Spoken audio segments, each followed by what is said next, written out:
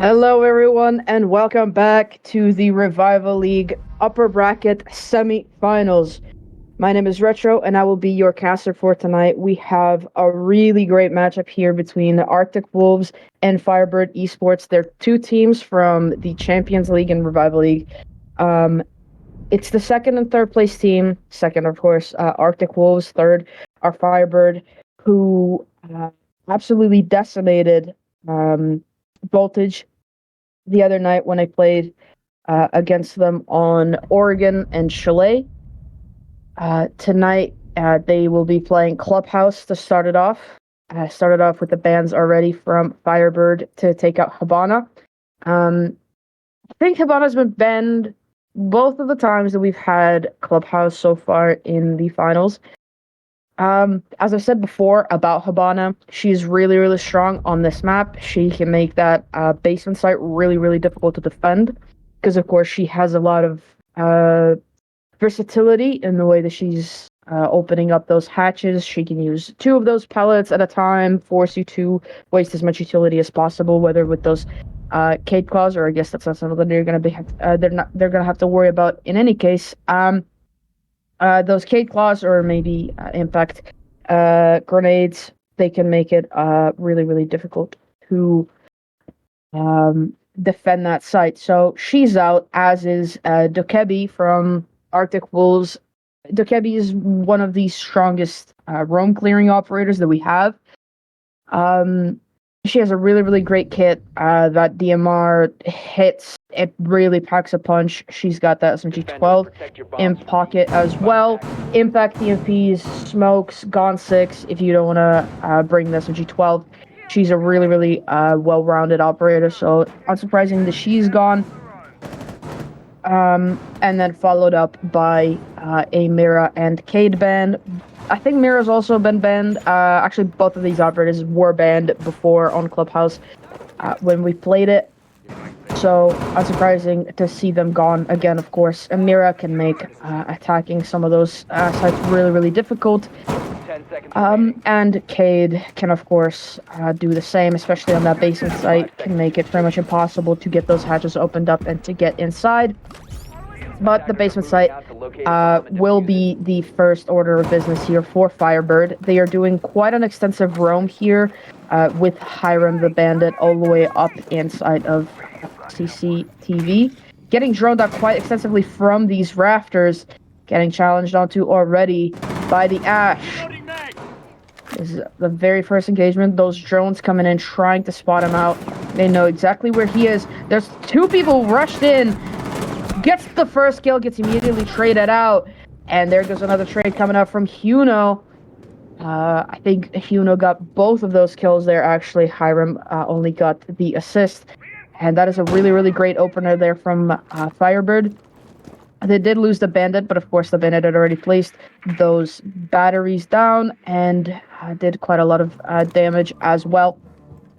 You know, doing a good job picking off those attackers as well as those drones. Of course, Solus can make it really difficult to try and drone it out, and he might be getting challenged onto as well. Never mind, that door is barricaded off, so he will be safe for at least the time being. Getting droned out and getting challenged, but it's Huno to win that gunfight against Tash. Unlucky positioning there from Tash. Park could be getting lucky here to get a kill onto Huno. Or it could be Huno to pick up another, and it will be Martin actually to pick up that kill. I believe that I was Martin inside of the bar, and it's all down to Kezel now. Diffuser cold on the ground. He has sight of it. He does pick up Martin. That's a great kill. Picks up another great start here from Kezel to try and pick this round back up. He's working with about 100 HP still left. Huno working with about 50, and Huno. Two smoke babes still in pocket and full HP to work with. A minute left, and those Mozzie pests are going to make it that much harder for Kezel to try and do anything. As will Huno, of course. The Solus could deny any type of information gain that he could be getting in these in this late round. The drone whizzes right past Huno. he might not be aware of Yuno's positioning inside of blue. In fact, our EMP does come out to try and maybe disable a site or two. Gets the kill onto Yuno, but it's Yuno to pick up the final one. That was a really, really great try there for Kezel. It was a near win, but it's Yuno to pick it up. And the first round does go to FireBird. Great job there from Yuno at the very beginning of the round, picking up those two, and then another kill very early on. Unfortunately, didn't get to see much of that attack being done onto the basement site with those EMPs from the Thatcher and, working alongside a hard breacher, seeing as they were working at a man disadvantage from very early on. But it will be a new challenge here from Arctic Wolves to try and attack the bedroom gym site instead, and they will have quite a headache trying to deal with those magnets as well as Jaeger's ADSs. Not to mention, of course, bringing Frost, ever so annoying and tough to clear. Of course, Frost, when you're playing Frost, you're not necessarily always banking on getting the kill with, or getting the down with those Frost traps.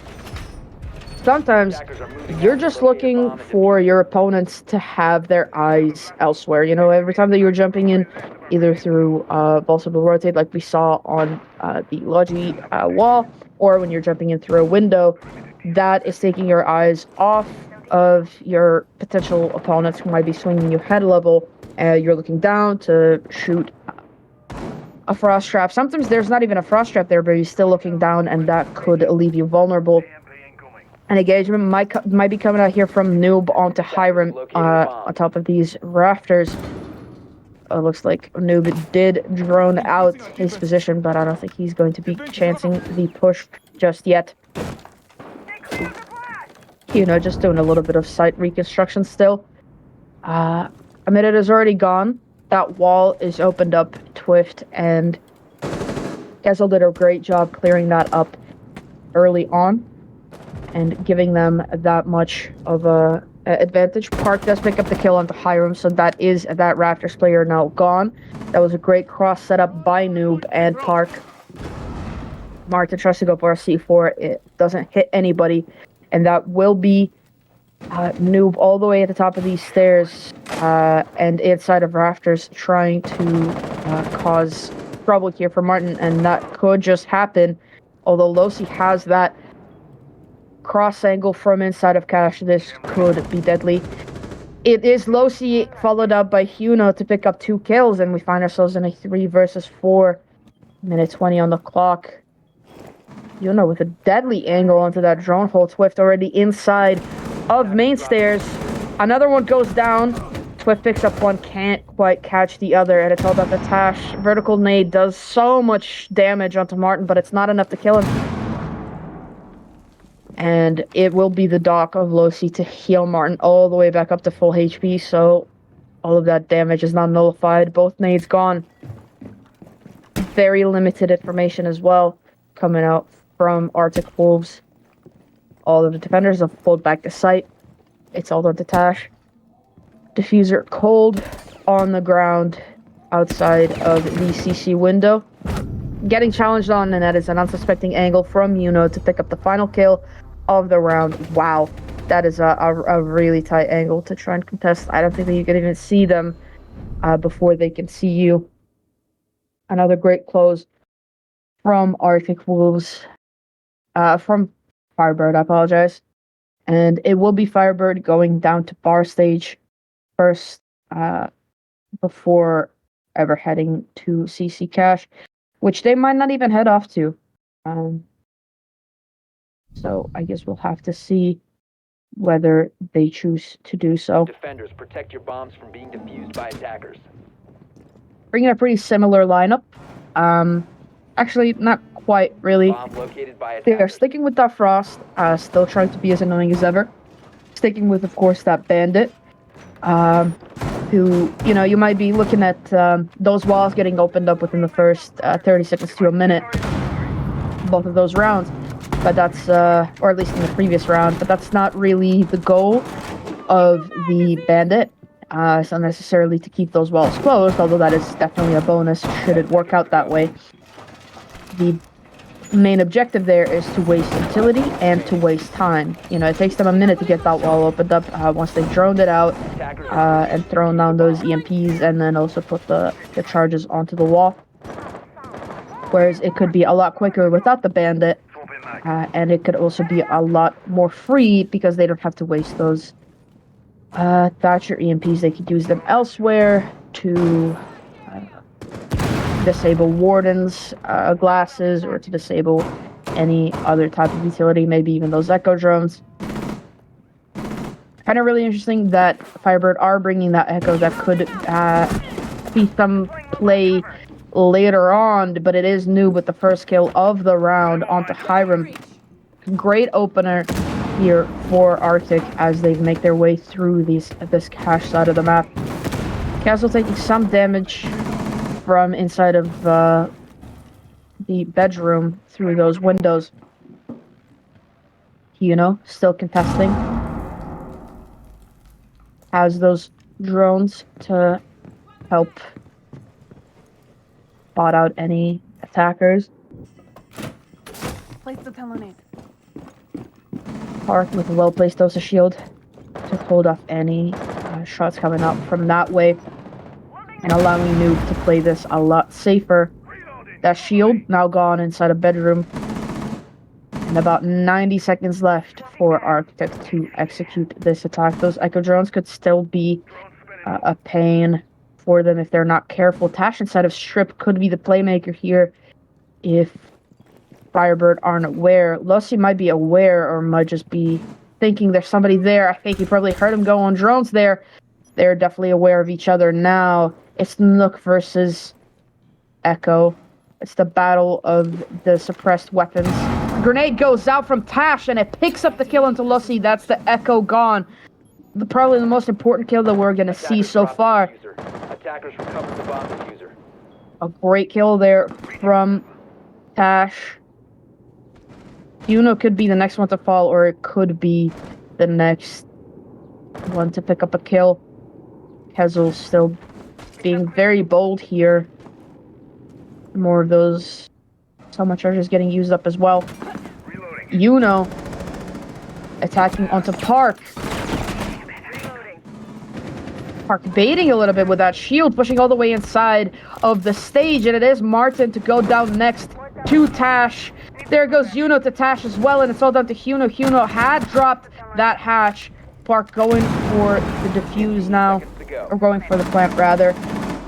Yuno doing a little bit of damage onto Park, not enough to kill him. Gets Kezel though. Park again going for that plant. C4 goes out, kills Park, but just after the diffuser had gone down, and it's Tash to finish it up onto Huno. I think that might have been an ace from Huno there. Or from Tash. No, I don't think it was. I think Noob picked up the first kill onto Hiram all the way at the beginning of the round. But that was definitely a 4K there from Tash, and a great round from Arctic. They took that initial advantage, and then I think Tash killing the Echo when they did was definitely a really crucial moment. As of course it eliminated those Echo drones. They were still in play, but only for information, not for diffuse denial. So great round, great execution from Arctic, and a great first round on the board for them. FireBird going downstairs again. Arctic Wolves losing some of those drones very early on. 3 drones lost to the Solus.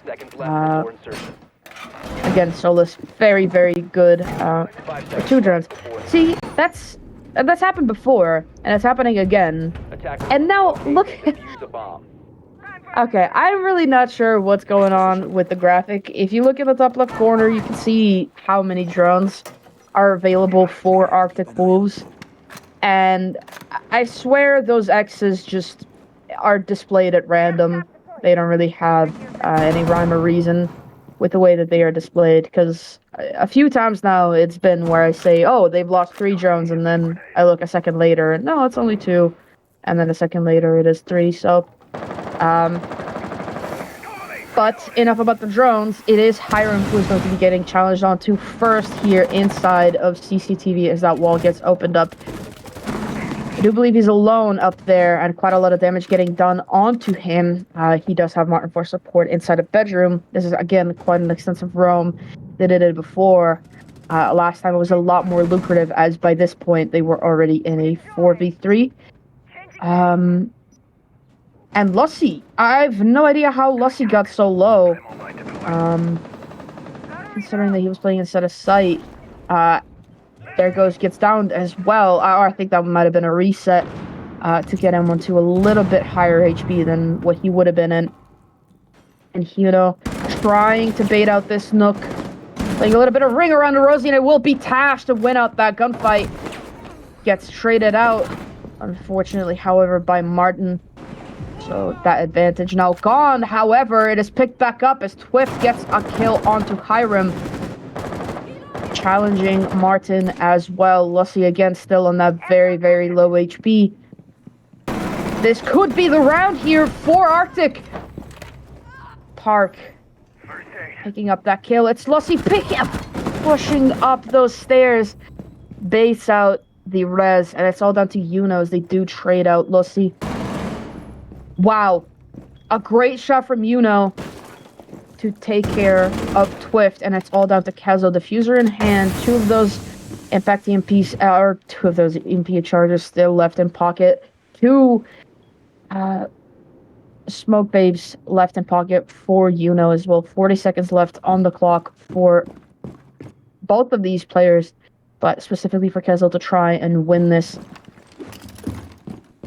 That was really unlucky from Arctic Wolves, and that shield could just be the winning puzzle piece here for FireBird. Kezel has no information onto Yuno's whereabouts. He's going to have to push in through this rotate hole. Undoubtedly, Yuno hears him. He does now. He sees him as well. Takes a couple of those pot shots. Not enough to do any damage, and it's Kezel to pick up the kill onto Yuno. Oh, Yuno will be kicking himself for not getting the kill onto those first few shots. Or maybe even for taking those shots in the first place. Great round there from Kezel, and a great comeback from Arctic Wolves to bring this back and equalize 2 rounds apiece for these 2 teams as we head on to round number 5. FireBird going back up into gym bedroom. Last time they won this quite convincingly, so they are going to feel probably a lot more confident going back up there rather than going to bar or back to basement, which they've now lost. This time choosing to bring an Azami as well. Last time I think that was a Warden or a Alibi in place instead. Attackers have located a bomb. This time bringing the Azami. Of course, Azami can hold on to these rafters all by herself, which is exactly, I think, what Lucy's going to be doing inside of CCTV. Inside of Garage. Hunting these drones while he's at it as well. Attackers are heading out to defuse a bomb. And Yuno still sticking with that Frost again to just make it that much more annoying to try and attack this. This shield has been a pretty default, or a pretty standard play from all teams that we've seen so far play on Clubhouse. It is a must-have shield to protect this CCTV attack. As once you lose CC and cash, that's given up half the map to your opponents, and that could be a real problem. Martin already wasting some of this utility, some of those flashes, some of those air jabs. The wall will get opened up, and Martin with a pre-play C4, or maybe will pull back and not actually go for that C4. Noob could be getting the play here inside of Garage. if Lossi's not aware of his whereabouts. The bottom of the stairs. And Hiram is there for support instead to get rid of Noob. So it was Hiram and Lossi both playing inside of there. He could be getting challenged onto again, and he will be getting challenged onto again. A grenade comes out as well. Gets the kill onto Tash. Great job there from Hiram to hold on to Garage for so long. Twift does get the trade finally, but not before Hiram had already done damage onto their team. Twift taking out Huno as well, and we've equalized. That wall is getting opened up by Park as well. Martin's still trying to hold on to this shield inside of Cash. Really great pacing here from Arctic Wolves to be gaining this map control with about a minute left. This is really, really great time for them. But they are still being deterred by Martin. That C4 goes out as well. Is Martin aware of the player on top of red stairs? I don't think he is, but I also don't think that the player can push up without that sound cue being given away. Of course, he'll have to vault either over the shield or over the railing, and I think he did one of those things. Martin does pick up the kill, as does Yuno. All down to Park, gets one, still has 2 left to go. Getting spotted by those cameras as well, taking a little bit of damage on this wall. Diffuser in hand, this is winnable. But it's going to be tough, especially as he is getting red pinged all over the place by those cameras. Has maybe a sound cue that somebody is in gold. But it's going to be really, really difficult to try and push into these crossfire angles. It is Yuna from a prone angle to pick up the final kill onto Park and to put another round on the board for FireBird. They secure themselves an even split on the half and go comfortably into round 6. The finisher for this half. They're going to be chancing it again onto basement. The last time, well, that really was their round. It was just unlucky from Yuno to, with those shots and lose the final gunfight. Especially after that flank from Lossi when he baited the res onto the downed player inside a bathroom. That was, I think, the moment when the round was almost over for Arctic Wolves, and I think maybe everyone felt a little bit of that. But it was Kaiser with a great clutch to not allow that advantage to go to FireBird and to actually equalize in the half. Again, that extensive roam with the bandit all the way upstairs. Patch is getting reinforced as well. Lossi's still bringing that Kapkan.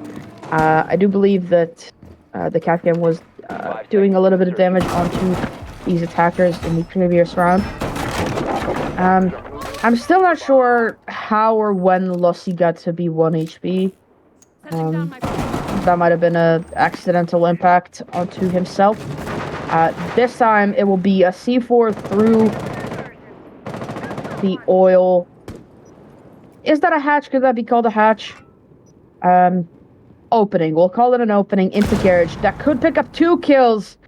Unfortunately, it was ripped just a little bit too early. Does quite a lot of damage onto Noob, but not enough to kill him. And not enough to get rid of Kezel either, who really could have ended the round right there for them. That wall will be getting opened up, and Hiram, just really brave, running through the CC room as that wall is getting opened up. Fiona getting challenged onto from all the way inside of stock.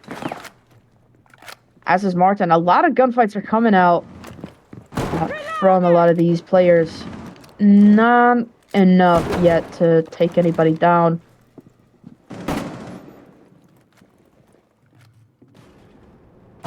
And as we reach that 2-minute mark,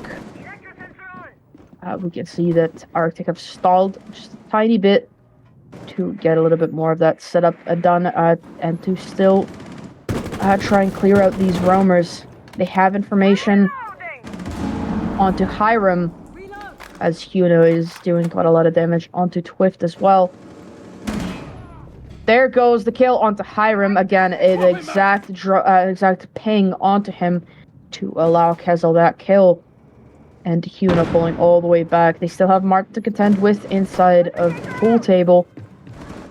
Twift taking a lot of damage, and it's Lussy to pick up one, pick up two. Great job from Lussy to pick up 2 kills there. Minute left to go, and they still haven't cleared up the roamers, as Lussy will be going all the way upstairs to give them even more of a headache. Huna in a bit of an aggressive position on that freezer door to try and spot out anybody coming into maybe dirt tunnel. That's Kezel killing Lussy on a run-out attempt. I think that might have been outside of the secret window. I'm not sure where that run-out would have been. But it doesn't matter as Martin picks up a kill onto Park, and that's now Diffuser dead and cold inside of bar with Martin sitting right on top of it. 50 seconds left on the clock for Arctic to try and pick this up, and the grenade does come out. Castle pushing down the main stairs. Tash picks up Martin, but it's Huno who will be chasing after them. It's Huno with the shotgun to pick up the final 2 and to put FireBird in the driver's seat as we end the half. It's a 4-2 split. More than you could ever hope for on Clubhouse, which is quite defender-sided, I think, throughout the league. It is one of the most defender-sided maps. Yeah, it's got a 56% win rate for defense so far in the league, with 168 rounds played, not counting, of course, this game, as we don't have live updates. Maybe next season, who knows?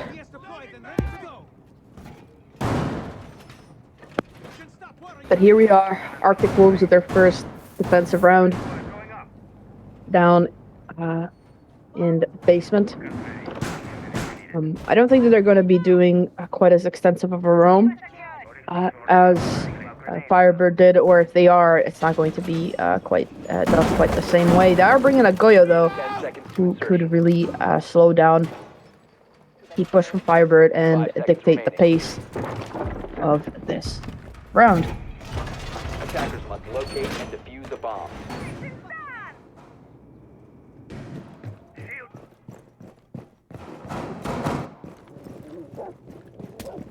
FireBird bringing double hard breach and no Thatcher. An interesting choice.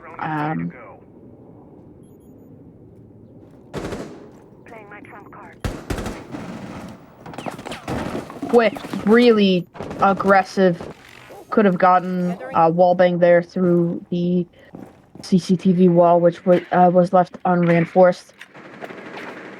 Luckily escapes with his life. Martin taking a little bit of damage outside. Not quite sure where from. And Twift, again, still just chancing it on this soft wall. Really, really brave to still sit there when you're getting actively droned at and that wall is soft right next to you.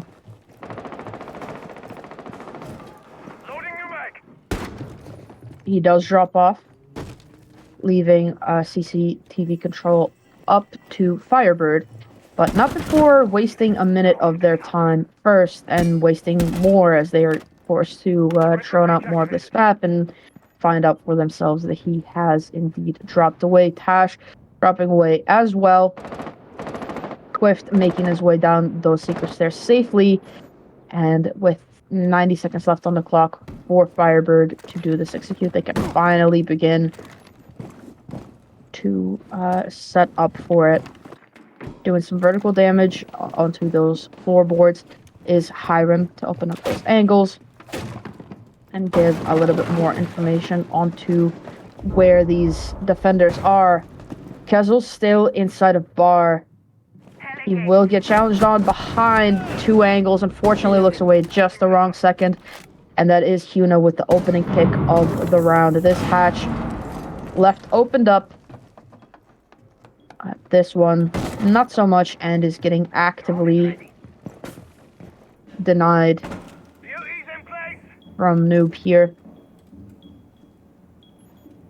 2 Salma charges already wasted on it. That might be a third. It will be a third. They still have 2 exothermic charges left in pocket. And that will be opened up now as Tash has a deployable shield, which is still in pocket. Hatch does get opened up, as is the floor, but they can't really push down the main stairs. This might just be a rush drop, and it will be, as those flashes are coming out as well. Twift holding on to blue. 5 seconds to go. The plant is going down. Those Goyos not allowing Tash to kill the planter. Kills the planter just as the plant has gone down, and it's Hiram from inside of church to pick up the final kill. Or it's actually from the hatch. I thought that was from inside of church. I thought they got shot in the back, but it is from the hatch, and it is another round on the board for FireBird. Suddenly, Arctic Wolves find themselves on the back foot with 3 rounds left to catch up, and 4 if they want to put themselves into the driver's seat. FireBird absolutely on fire. Ironically, or maybe not ironically, maybe expectedly. But yeah, they are absolutely on fire. White, the momentum that they've gathered here, that it would be 3 rounds in a row now that they've won. Yeah, great job, great first attacking round from them. Let's see how much more they can do. Or are Arctic Wolves gonna wake up and demolish for the remainder of the game? Guess we'll have to see. Attacker's objective is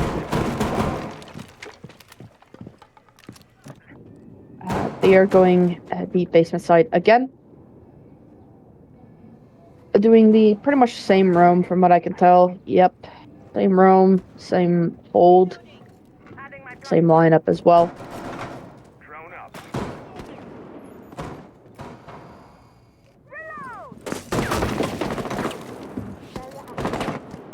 They had really great pacing last time, or rather, they were wasting quite a lot of their time.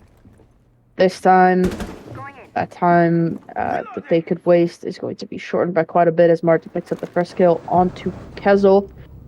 Twift does get the trade, but also reveals his position inside of Secret. Those drones, I think, will also be spotting him out. Falls back.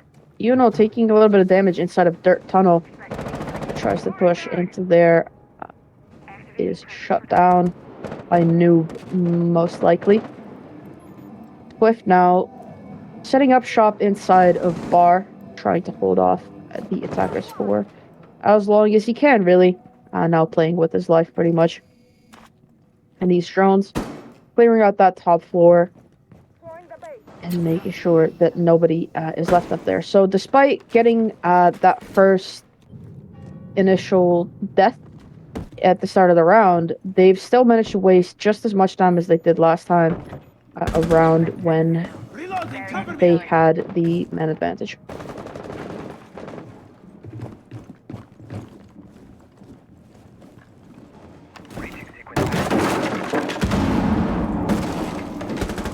Oh, and an unlucky whiff there from Twift. Does get the drone. Still chancing onto that sledge. I think he's forced to just keep repeaking these same angles, as those vertical angles will be causing him trouble. Unbelievably, through a very limited vision. Gets 1, gets 2. Great job from Twift. And it's a 2v4. Make that a 1v4 as Twift puts himself on a 4K, setting himself up for an ace. Let's see, diffuser in hand, 2 exothermic charges still left to deploy. 2 impact EMPs, or 2 impact grenades left in pocket for Noob to deny this hatch getting opened up. He will be doing exactly that. Does about 50 HP onto Lucy as well. Lucy spots out someone, shoots out that canister, will be dropping into Church, and that is an ace from Twift. What a round from Arctic Wolves, and what a round even more from Twift. Great job there from Twift. Again, as I said, despite losing that first man, he was able to pick up the trade and was able to waste just as much time as they did in the previous round, and then was able to pick up 3 kills on those main stairs. First 2 were blind, third wasn't, and he gets another one as well. Great round from Arctic Wolves, and a great way to stop the momentum coming up for FireBird. They will be going gym bedroom this time, after losing, then winning basement before.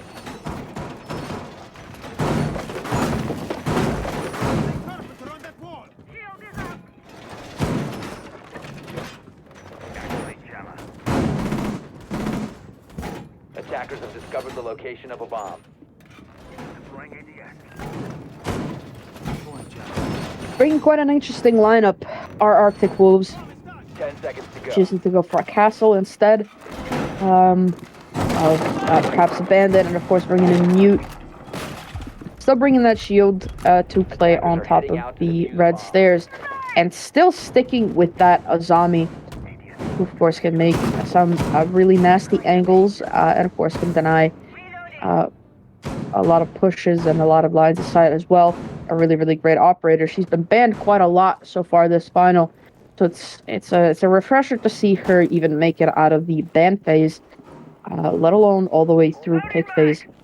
Kind of interesting that they're not playing any more substantial breach denial or Solace. Of course, aware of the fact that FireBird do have Thatcher on the board still, probably deterred them from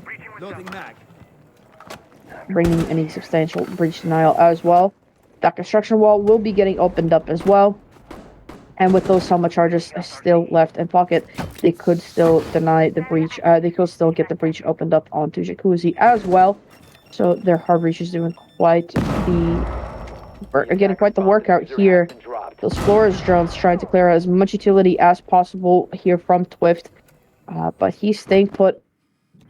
Those drones getting shot out very quickly as well, so denying a lot of that info as well. Tash goes down to Martin all the way down inside of... Oh, I think that was on red. He peeked the red and then died to it. Whipped! Getting a kill onto Kuno, getting aggressive, getting maybe a little bit too aggressive. It's Lussie through the wall. Lussie... Oh, no, it's Lussie to finish up onto Twist. Apologies, I thought that was a kill from Noob through the wall. It wasn't. And FireBird back in control of the diffuser. And a minute left to go. Are in quite a good position here to try and attack and maybe even win this round. Those windows getting opened up as well by the sledge. Forcing Noob away. There goes Kezel down as well to Yuno. Martin picks up the kill onto Noob, and it's all down to Park inside of the shower cubicle. 40 seconds left to go. Diffuser in hand. I think they will be pushing it to site quite quickly here. I think that might be Gold Wall getting opened up and getting droned out as well. This is going to be quite the challenge for Park. They have some information about the positioning of these attackers, but of course he's got 4 to contend with.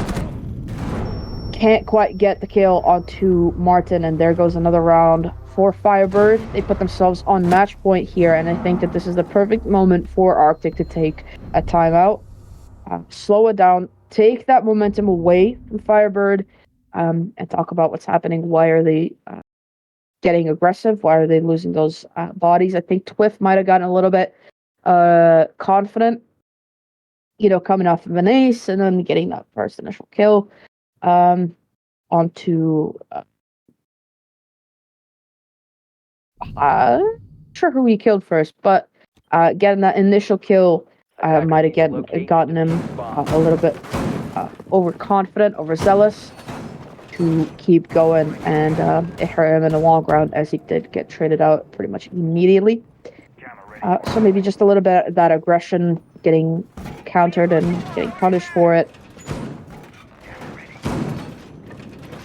could be something for them to talk about. Or maybe, sometimes you don't really need to talk about anything during a tactical timeout. Sometimes you don't need to, go extensively for the entire 45 seconds to 60 seconds, depending on the league, about, oh, this is wrong and this is wrong. Sometimes it's just about, the coach telling his team, hey, you guys are better.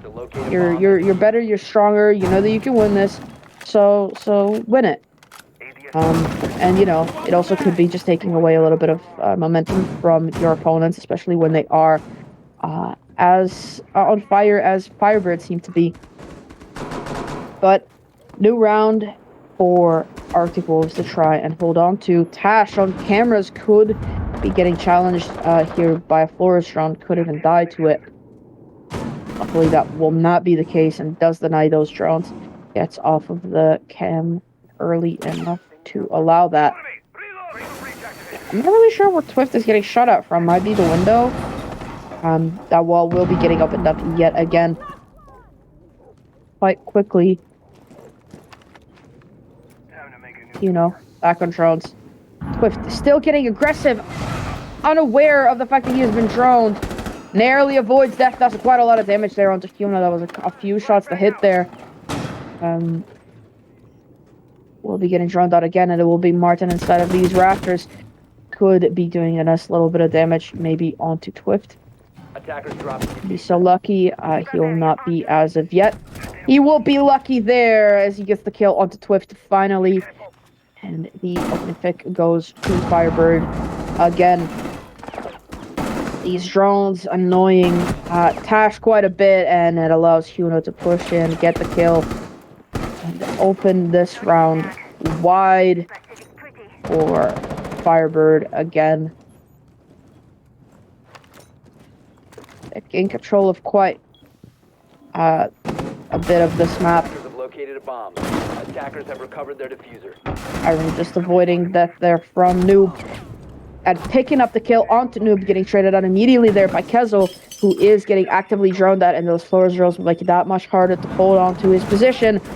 Park gets aggressive, swings onto the Logi player, but it doesn't matter as it will be Marta to pick up the final kill and to win this round for FireBird. Win this match as well for FireBird. There goes Clubhouse, closed out in round 10. It is 7-3 for FireBird Esports. We will be going on to Chalet next. Stay tuned. We'll be taking a little bit of a break, but we'll be right back with you. So stay tuned.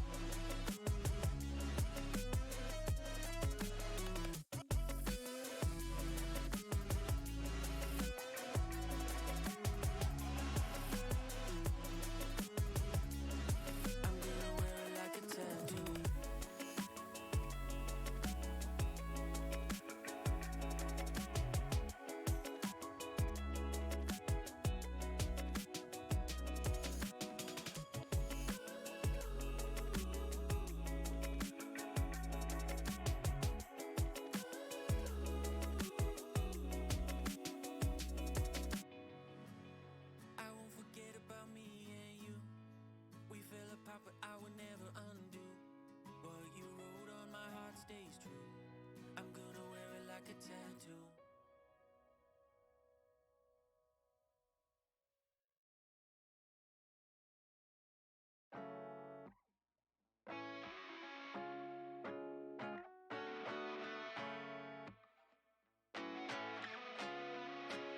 Yeah, some people like me are just destined to fuck up everything that we mess with. If I was made as a joke, I don't get it. Missed the call, but I guess I got the message. Usually I fall too hard, I'm addicted to pain. And if the world's on fire, I'll be swimming in flames, yeah. Cause I'm too impatient to wait for change. I know I'm far from perfect, oh yeah. But I know I can make it work, I know I can make it work. I'm crazy, everybody knows my name, but I don't even know my name. Going insane, putting heavy on my brain, and I don't even know my name. It's a story about a ID crisis. Used to think my only future was the night shift. Brain on ADHD, autopilot. And through it all somehow I kept smiling. I can never find the right words to say. Only a handful of family ever sees my face. But I'm only human, don't we all make mistakes? I'm drowning in my head again, and my thoughts don't want me to win. They show compassion made of plastic, and I don't wanna be another tragedy, but I'd rather be dead than a skeleton dreaming about the things that he couldn't be. Cause I'm too impatient to wait for dreams.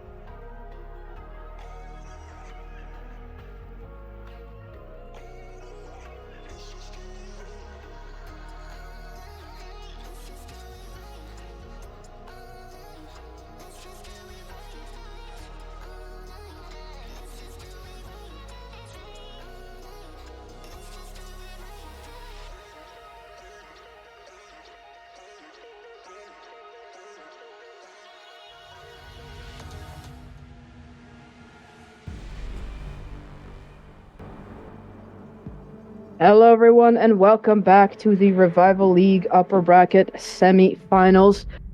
We are back here with Arctic Wolves versus FireBird Esports. My name is Retro, and I will be casting here for you tonight.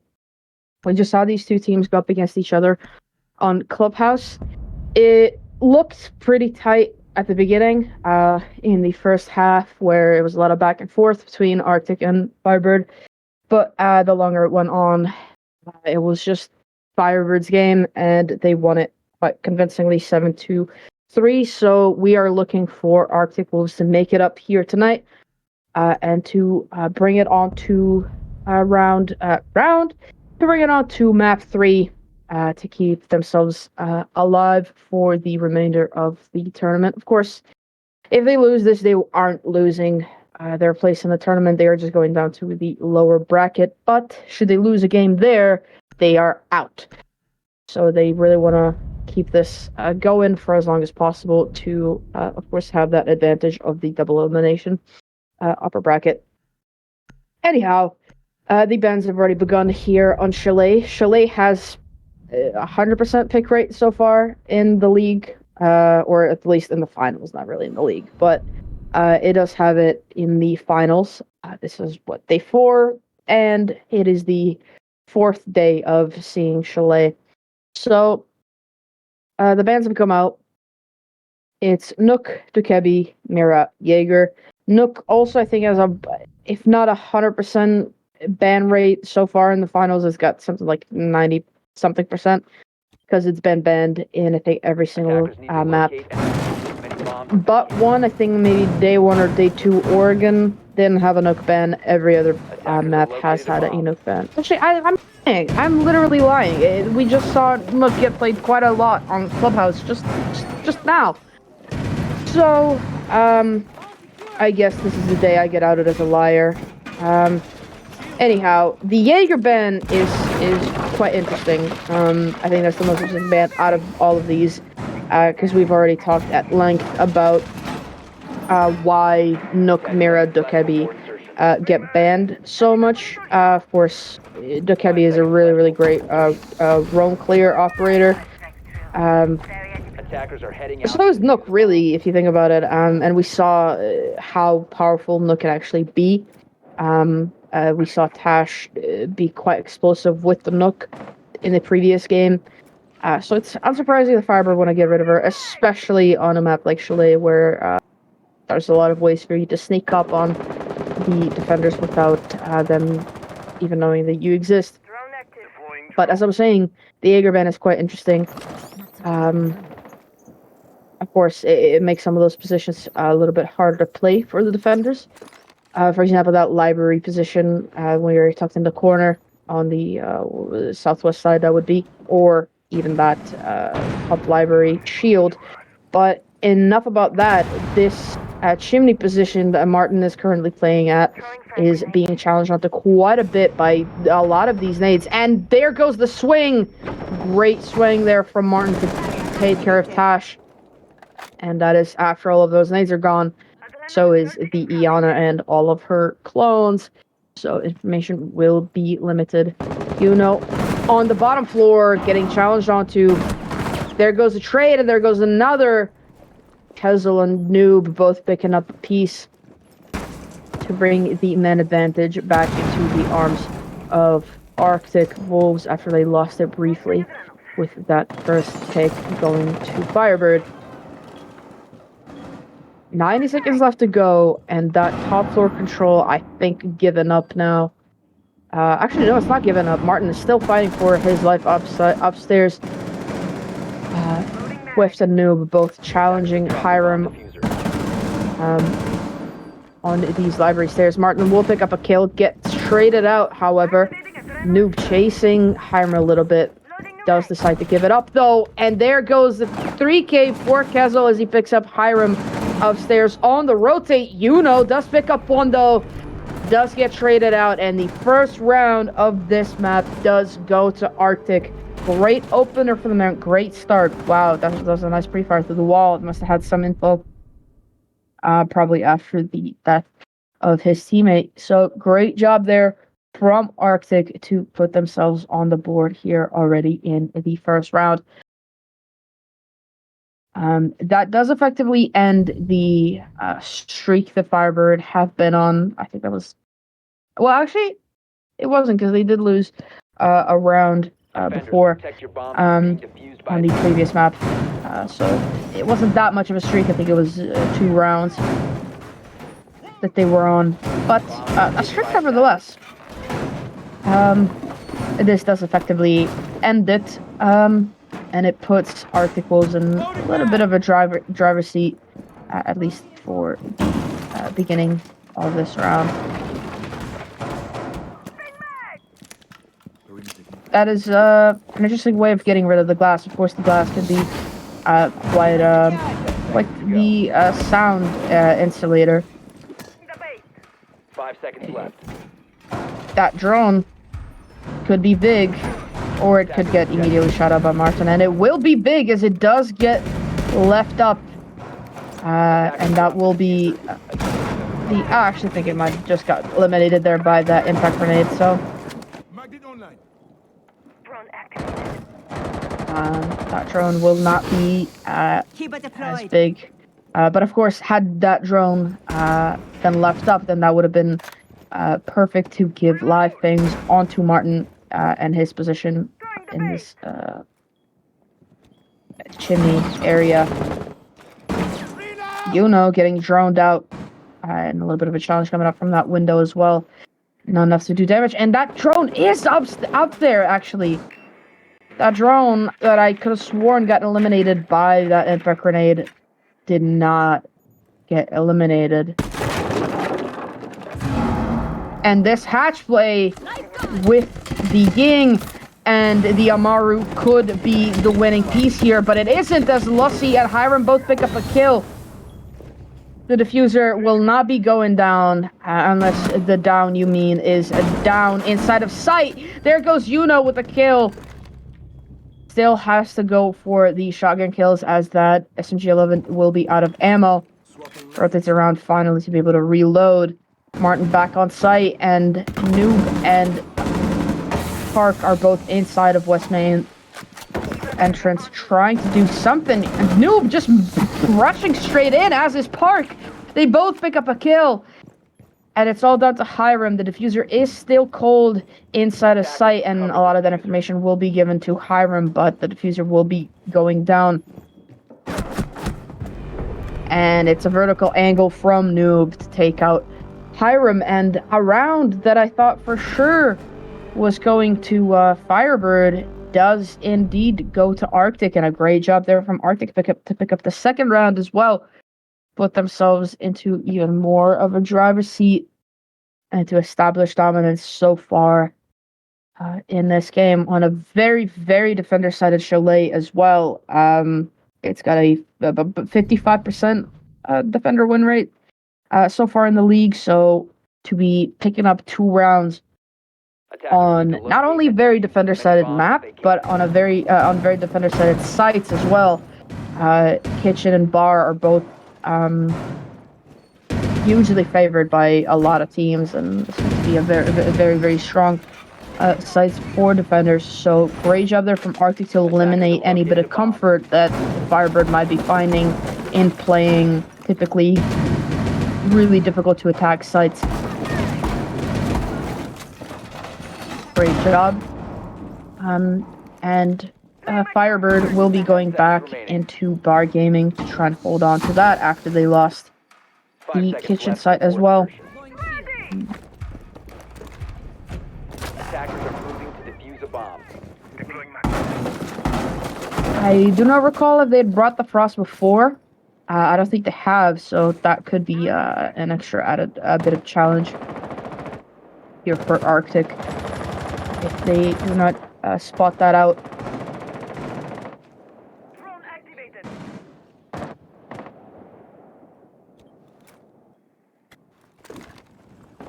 Droning out a lot of these positions, trying to find any bit of information, but a lot of those drones already gone and out. Of course, undoubtedly Solus aiding in that.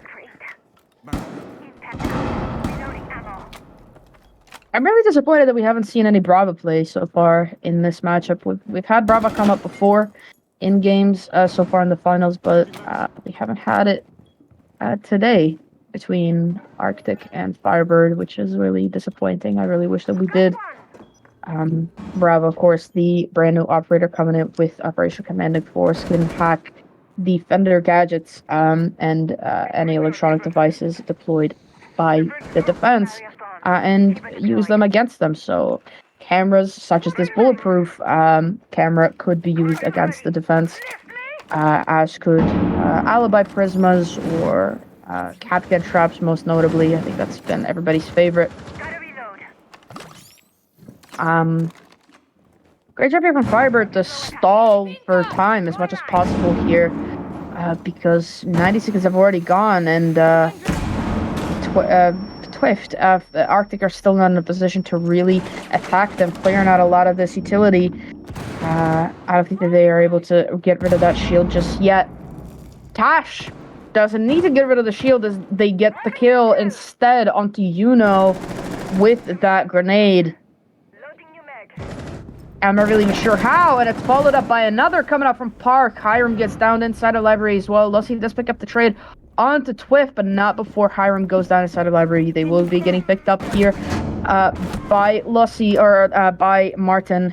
They're both now up, and a lot happened there. Let's just say that Kezel got the 2K and picked up another round here for Arctic Wolves. Finally, we see a timeout tonight, and the first one is coming up for FireBird. They lost 3 rounds in a row on a defender-sided Chile. They lost both of their primary site picks quite convincingly both times, and they have to see what's going on. They have to figure out why this is happening. Huno, who was their MVP the last time that they played, currently going 0-3. I think he picked up quite a lot of kills in the previous map as well. So this is clearly a rough beginning here for FireBird. And, it might not even be to discuss what's going wrong, as I discussed, as I said, in the previous map.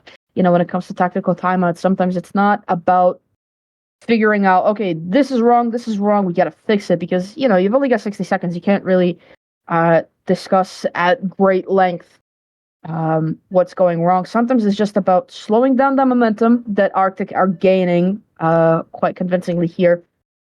Sometimes it's just about slowing down that momentum and, bringing it back down to earth, maybe resetting the pace. Or maybe just, discussing where do you want to go next? What do you want to do now?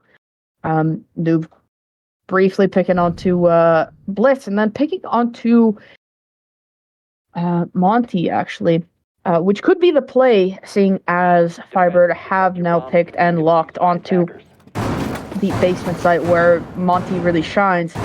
But he will be picking off of the Monty and back onto Ash that he's grown to know and love so much so far. Yeah, I think this could really be the decider, because this is a different map to what we've seen. A different map, I apologize. A different site to what we've seen FireBird bring so far. Both of the sites that they've brought so far were the mid-floor sites where you need to hold on to top floor, which they did quite well for a long time, and then sort of fell apart in that mid to late round execute portion. So this will be really the game changer here. If they lose this side as well, that means that they have no comfortable footing on this map, and that there is nothing that they can really win comfortably. Of course, they could go rotate back onto any of these sites to try and win it, but that is, not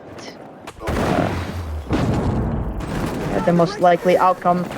There goes that main breach getting opened up. I think that was Lussie with those Kate Claws trying to hold on for as long as possible, unable to do so. With a great position here behind those Kiva barriers. First pick goes to FireBird as Hiram picks up Tash. That is their glass gone. And there goes the player on those fireplace stairs in a really crucial position. these vertical angles getting opened up as well. Smoke goes out, and there goes a C4, killing the planter and killing Park. I think also taking out those Talonate shields. It will be Noob to try and clear out these roamers on top floor. Does get the kill onto Hiram. There's another roamer still left to contend with. That will be Martin, still holding onto top floor. And there is Huna as well on this kitchen hatch. So it's only Lussie inside a connector to try and hold on to the main breach, which so far, so good. Lussie has pulled all the way back inside of Wine, so this could leave the room open for Arctic Wolves to maybe push in and grab that diffuser. Of course, they can't, seeing as it's Martin all the way upstairs with that vertical angle right on top of that diffuser. This could spell trouble, especially if he remains undroned as he is right now. There goes the vertical angle to counter that breach. Changing mags. They do pick up the diffuser, so this is giving a little bit more maneuverability, but it's not enough, as it is Martin to pick up another kill, and it's Lussie with the final one onto Tash. Onto Tash? I'm not sure who they killed there at the end. The Thermite. I think it might have been Kessel, actually. But what is it, Tash? This is Twift was the kill, or the final death. But it doesn't really even matter who was the final kill for FireBird, as it was their first round. It is a little bit worrisome that the only round that they were able to win was on a very unsuspecting site, and far from primary site for most teams, and far from primary site for FireBird themselves. We've had them on Clubhouse before. I think it was the day 2, where they didn't really. Was it day 2? Yeah, it was. Setting up. No, it wasn't. 10 seconds left. Was it? Yeah, we've had FireBird on Chalet before, day 2. I don't know why I was so confused about that. Yeah, we've definitely had them here before. And they didn't bring, to my recollection, the basement site defense all that often. In fairness, they didn't really need to. Voltage was a much easier battle for them than Arctic are being right now. They are going back to the kitchen defense this time. The last time they lost that to, well, really just ones. And the first pick already going to Arctic, taking care of Hune. I think that might have been on a spawn peek. Was that through the window and then the wall? Wow. Great job there from Park to pick up that first kill for Arctic and to really set the pace. Martin as well has given up the chimney position, of course, unsupported. Can't really hold on to it anymore. Has pulled all the way back into piano. Giving control of that side of the map to Arctic, as they are droning out this side of the map and setting up for perhaps a breach onto this kitchen wall, but also trying to do a little bit of vertical damage. We do see Park that he's upstairs to do that vertical damage from the office floor. Yuna in a crucial position here. All 3 smoke babes still in pocket. That wall now open. Lussie doing taking a lot of damage here at the hands of Tash. Just testing each other through the walls. Martin still holding on to piano with all their might. Grenade goes out, just narrowly avoids death as Lussie, as that time starting to dwindle down for Arctic, trying to still do something. They have that men advantage. They have quite a significant HP advantage as well.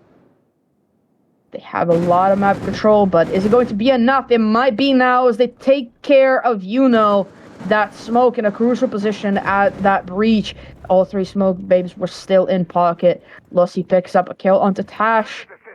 4v3 now, 20 seconds left to go. Twift is going to have to push into this breach to try and get that plant down. Hiram in a crucial position 15 seconds remaining. inside of this kitchen hallway, gets deleted off the map by Kezel, who's still covering that breach. And there go Kezel and Noob to pick up the final kills. And wow, that was a nice shot. I didn't even think that was his kill. I thought that was somebody else. But it is, in fact, indeed Kezel to pick up another round for Arctic. And this is really starting to spell trouble for FireBird, because if they are struggling this much on the defensive half of a very defender-sided Chalet, it could be trouble. Of course, I've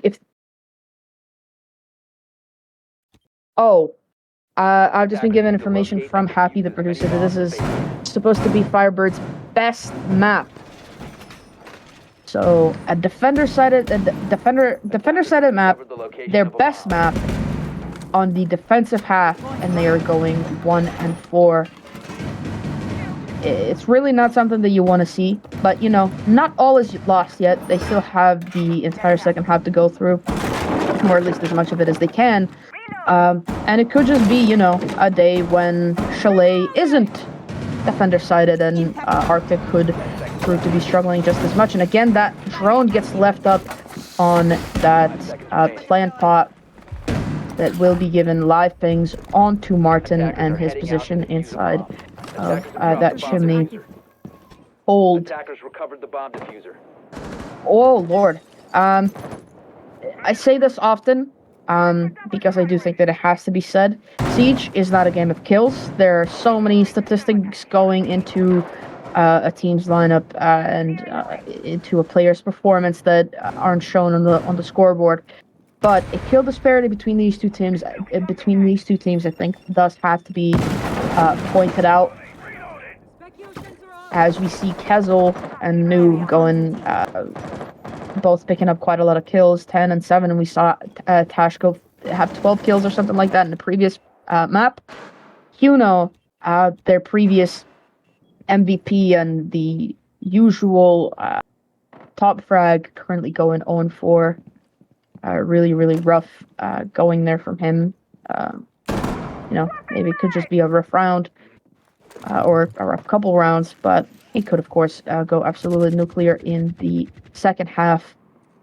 A lot of this top floor control has already been given away to Arctic, but it will be Hiram still inside of Library holding on for the rest of it, alongside Martin, of course. A little bit of that position has been eliminated, and more of it will be eliminated by those Hibana pellets as well.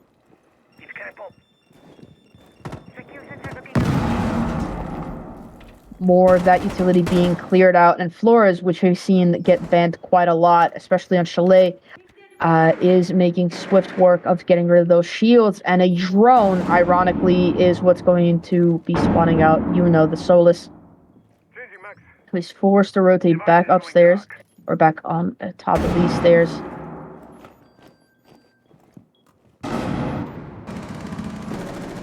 Hiram and Martin both getting flashed out. Noob taking out, Twift taking out Lussi. A lot of trades coming out, and it's all down to Hiram as the rest of his team falls victim to Kezel and Tash. Doing a lot of damage onto Tash. Not enough to get the kill, however, and it's Park from the library doorway. Or, what is that? Bar doorway? Games doorway? Doesn't matter. From the doorway, gets the final kill to finish off this half.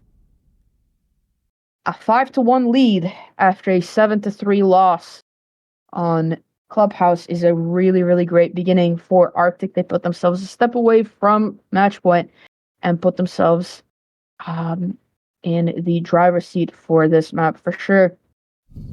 I think this might be the first time so far these finals that we see map 3. Map 3 is supposed to be Cafe, And unless FireBird pull off a miracle comeback, which I do not put past them.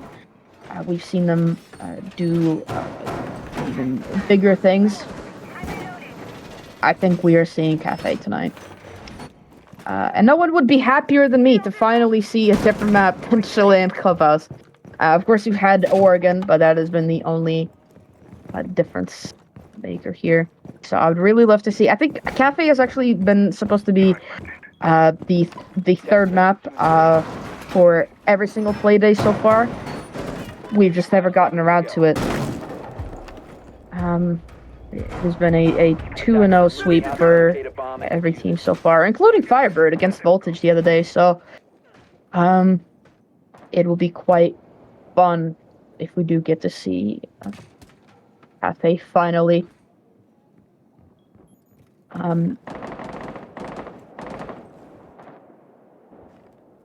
Interestingly, however, is that Arctic for their first defensive round have decided to defend the bedroom site, a site that we haven't seen FireBird bring out at all so far.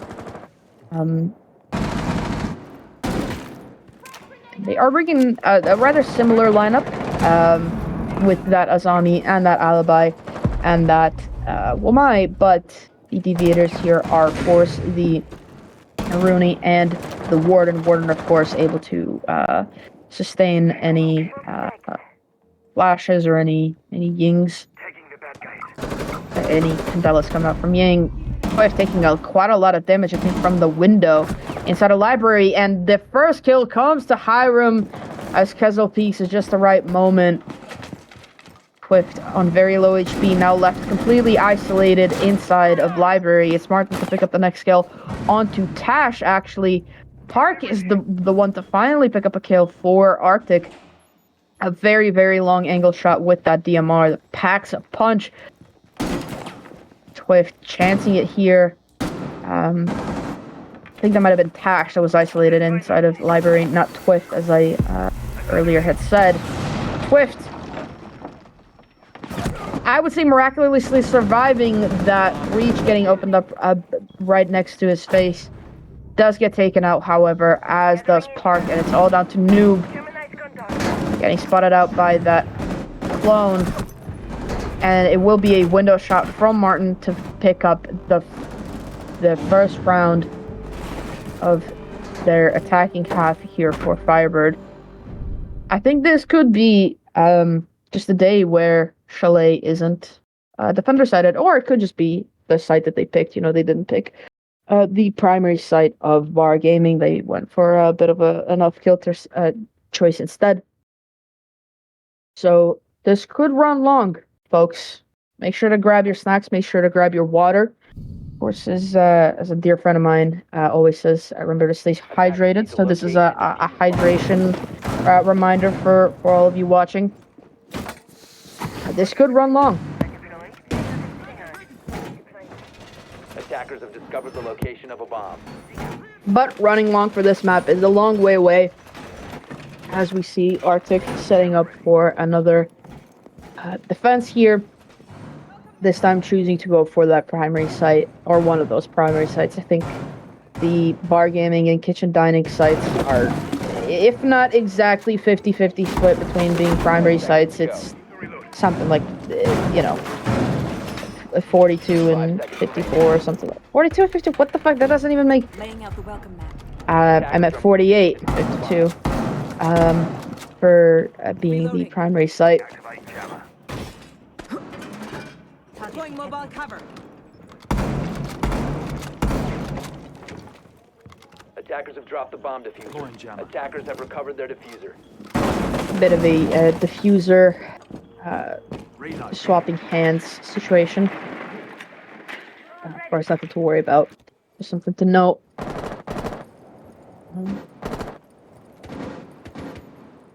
And this will be a north over push from FireBird, as they've already made their way inside of Solarium, so far uncontested and comfortable. I think that is Martin inside of there. Unless he's on the other side of the map. No, yeah, that is Martin and Huno both already making their way inside a piano and picking up the first kill onto Twift. There goes the Omai. All of those magnets are gone as well. Hash still trying to hold on to these library stairs. Meanwhile, Kezel inside of library trying to hold on to that side of the map. That shield and those Kiva barriers will get taken out by the Flores drones. And this is what I was saying. Flores gets banned quite often, especially on Chalet, by a lot of these teams just because they don't want to get these positions cleared out so quickly. Kessel down, I think, maybe to a grenade. Yeah, I think that might have been Hiram's grenade that downed Kessel, and it will be the Florence round from Huna to finish him off. And that is a great, great beginning here from FireBird to potentially pick up another round, but they still have a minute left to go and 3 defenders to contest with. They're finally starting to gain control over this library side. However, Tash still on these library stairs could be causing trouble. Tash indeed is causing trouble, picks up Huno. Still, those Kiva barriers are causing trouble, and only one grenade, aka only one piece of utility left to clear that out. Might have a Gone 6 in pocket still, but there's no way of knowing at this moment. So Tash will be staying put inside of those stairs, and of course cannot move because if they do, Martin is there to pick up the kill. So they just have to sit there. And with 15 seconds left on the clock, they peek at just the wrong moment. Park does pick up a kill, picks up another, is Noob. 5 seconds left. And that will be another round for Arctic Wolves. I think that was Park getting very excited there at the end that they picked up that round and put themselves onto match point here in round 9. Round 9? Round 9. I'm not very good at math. That's what that is. Yeah, this is quite surprising coming up for FireBird, especially with the way that they absolutely wiped on Clubhouse. This is their map. It's a defender side of the map that they are losing, or that they lost on defense quite a lot.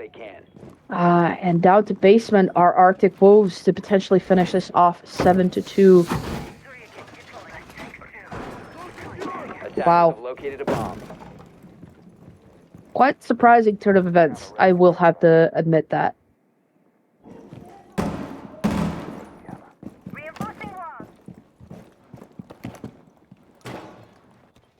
Tash deciding to reinforce this hatch, of course. A lot of teams like to play that quite different. 10 seconds remaining. We even saw it from FireBird, where they had that hatch open 5 seconds and playing inside of kitchen to hold on to Attackers are moving to defuse a bomb. the that side of the map. We could see that cakewalk being placed underneath that window. Of course, there's a bit of a vertical positioning for it. It's an interesting tactic, however, it's not going to be enough to prevent a Thatcher EMP. It's really, really good in trying to counter a Kali, even impact TMPs. That is Park that will be getting spotted out on those library stairs. Cade is the unlikely roamer, typically. He is a 1 speed, so very difficult to move around and very, very loud. So he will be pulling back to site. Although he's still just chancing it around there. Joined by Tash as well inside of kitchen. A lot of this damage is already being done onto some of this soft destruction. But with a minute gone, FireBird have only established control over the second floor, but none of the mid floor, and definitely none of the basement either. Oh, if Huno knew how close he came to a kill there. and that could have been the start that they needed. This wall will be getting opened up now. The Thatcher Thermite combo, of course, as useful as ever. And I think that is all defenders now rotated back onto site. It's Dash with the first kill onto Huno, and that is the sole roamer. It does get traded out right away, but not before doing damage. That will be now Martin pushing down those blue stairs. Could be causing trouble as Lusty and Yuno prepared to take this hatch as well. Oh, Lord. It's a good thing that takes a while to deploy, because Lusty was getting a little bit indecisive on that hatch. Could have died to his own exothermic charge, shooting out that Cade Claw for good measure and for a little bit of points. 30 seconds left to go, and Hiram picks up a kill onto Noob. Gets immediately traded out, or gets refragged rather. A lot of damage being done onto Kezel with that grenade being tossed through the hatch. Plant now going down. That C4 will miss, and the plant will go down. Great cover there from Lusty from that breach. It's all down to Kezel on very, very low HP, and this could be the round for FireBird unless Kezel pulls a miracle. This is the definition of 1 HP in a dream. C4 goes out, will not pick up anything. Those flashes coming out as well. Looking the wrong way on the breach. Will come to run out. Whiffs just a little bit onto Lusty, and Lusty will pick up that final kill to win another round for FireBird and to keep them alive for just a little bit longer. A site that Arctic Wolves are not able to attack, FireBird are able to, and then some. Great round there for FireBird. I'll be honest, it was looking dicey for a little bit. I didn't think that was going to end up being their round after they lost those first few picks, but that C4 missing on the planter, I think, is definitely what lost them, what won them around, as they were able to get that plant down comfortably and without issue. Attackers need to locate and defuse bombs. And of course, having that cover from the breach as well helped massively. So great round from FireBird, great execute. And we see Arctic moving all the way over to Kitchen. It's a site that they were able to attack flawlessly against FireBird. Let's see if they can defend it just as flawlessly and nip this in the bud. This, of course, being the map. 10 seconds left before insertion. They have some leeway in terms of losing rounds and attackers are moving to defuse a bomb. Yeah, losing rounds. But of course, you know, when you're up by a certain amount of rounds, that shouldn't be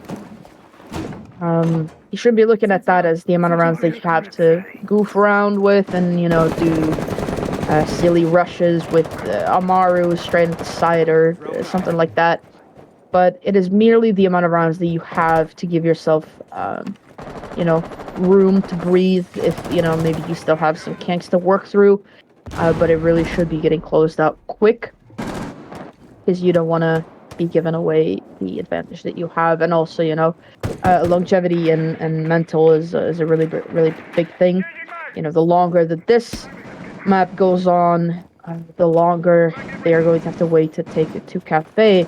And of course, if this goes all the way to, you know, round 15, then, you know, that longevity is being played with as well. You know, your mentals and your physical ability to last long is also being messed with. There goes Twift, the first pick here for FireBird.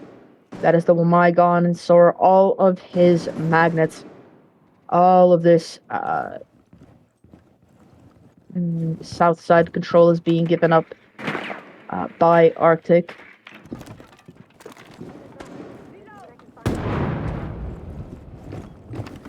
I'm doing a lot of this damage from upstairs, taking care of these Vulcan canisters as well. Oh, what are they made of? How is he not able to shoot that? Wow. Cannot get the right angle. Unfortunately, finally is able to pick off that Vulcan canister, as now all of the defenders have receded all the way back into site or into basement, in the case of Tash. So the site, or the top floor, is being completely given up by the defense. With 50 seconds left to go, and in a 3 versus 5, this is not looking good here for Arctic. They still could pull this off, although a lot less likely, as Kezel is now, due to a frag grenade, down to very low HP. Another frag grenade will come out, and that one will finish him off. It's all down to Tash and Noob to try and hold on to this. The Goyo is being hurt by his own fire, and it will be all down to him as that C4 will miss. And picks up the final kill. That is a flawless round. Oh, that was a shot C4 midair. Wow, great job. And FireBird pick up another round. They're staying alive. They're not going out without a fight. And a defender-sided chalet suddenly is not being won by defense all that much.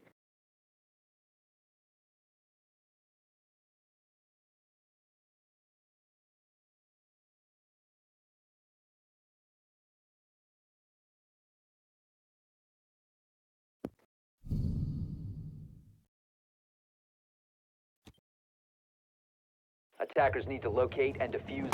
There we go. Back to Barn Gaming. Arctic Wolves won this site to put themselves onto match point. They've had to wait a little bit until they were able to play it again. Of course, they had to lose 2 sites. This is when they're looking to close it out. Of course, it wasn't looking like it was going to be their site, in all fairness. It was a 2v4 brought down to a 2v2 to a 2v0. So this is going to be really, really big for them here. They're going to have to close it out here. Or if they don't, they're putting FireBird a step away from equalizing. And I think should they lose this round, it is definitely cause for concern. It is definitely cause for a timeout. They still have a timeout remaining. FireBird do not, as they used theirs up after they were going 0-3 in the first half. Again, I say it doesn't necessarily have to be something is going wrong. It could just be to slow down the momentum from FireBird, because they are currently on fire, winning 3 rounds in a row. So they definitely want to. Oh, it was a 2 rounds. It was a 3 rounds in a row. It was 2 rounds in a row. But nevertheless, that momentum is getting set in, and they Arctic do not want that continuing. That is Huno playing with the sausage shotgun and a Con 6. So no long range engagements coming out from Huno. And a run out from Tash to get That is a really, really important kill here to pick off that Flores. Martin getting spotted out by these Malusi Banshees is, of course, forced to rotate away. Otherwise, that could have been dangerous. Kezel challenging this off his balcony window to maybe try and get a kill. These soft barricades, may not be using up any utility, but they are using time, which might just be the most important utility. Kezel picking up the kill onto Hiram. That's his 12th so far this map. Absolutely going mad. And leaving FireBird defend for themselves in a 3v5. 60 seconds on the clock for FireBird. They still have 12 X-Kairos. Oh, that C4 does a lot of damage onto Martin. Not enough to kill him, but enough to damage him quite substantially. Trying to clear out a position that, unbeknownst to him, is not even being held by anybody. They're still trying to clear out Twift, or they're still trying to pick up Kezel. It doesn't even matter because it's Noob and Twift to pick up the final 2, and that is the map over. Arctic Wolves put themselves on the board in this matchup, and they win a map for themselves. It is 1-1. Stay tuned. Do not go anywhere because finally, on day 4 of the Revival League Finals, Season 1, we are seeing map number 3. It will be Cafe. We'll be right back.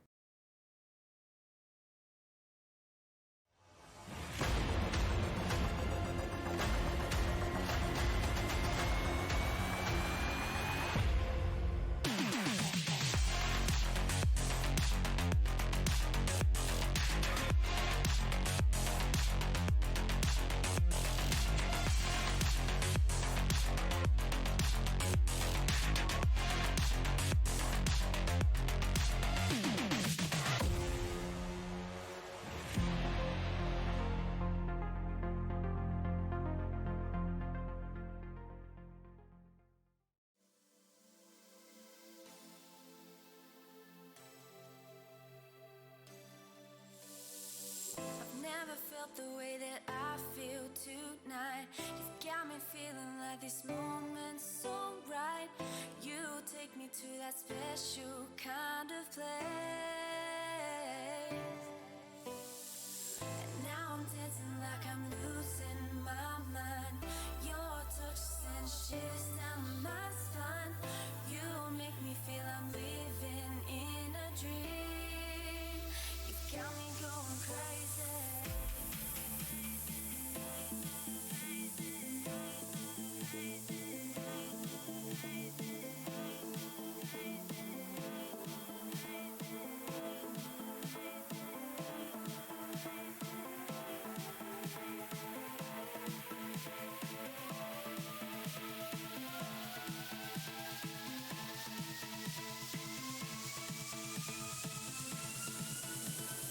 Got me going crazy.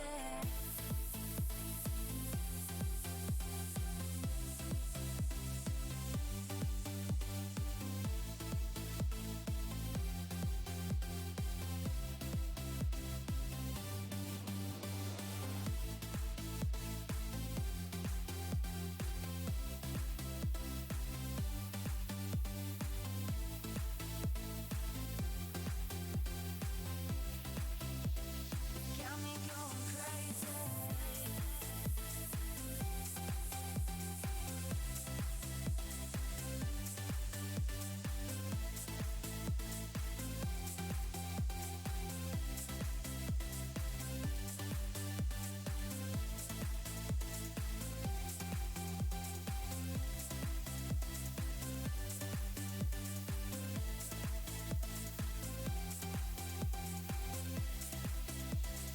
Got me going crazy.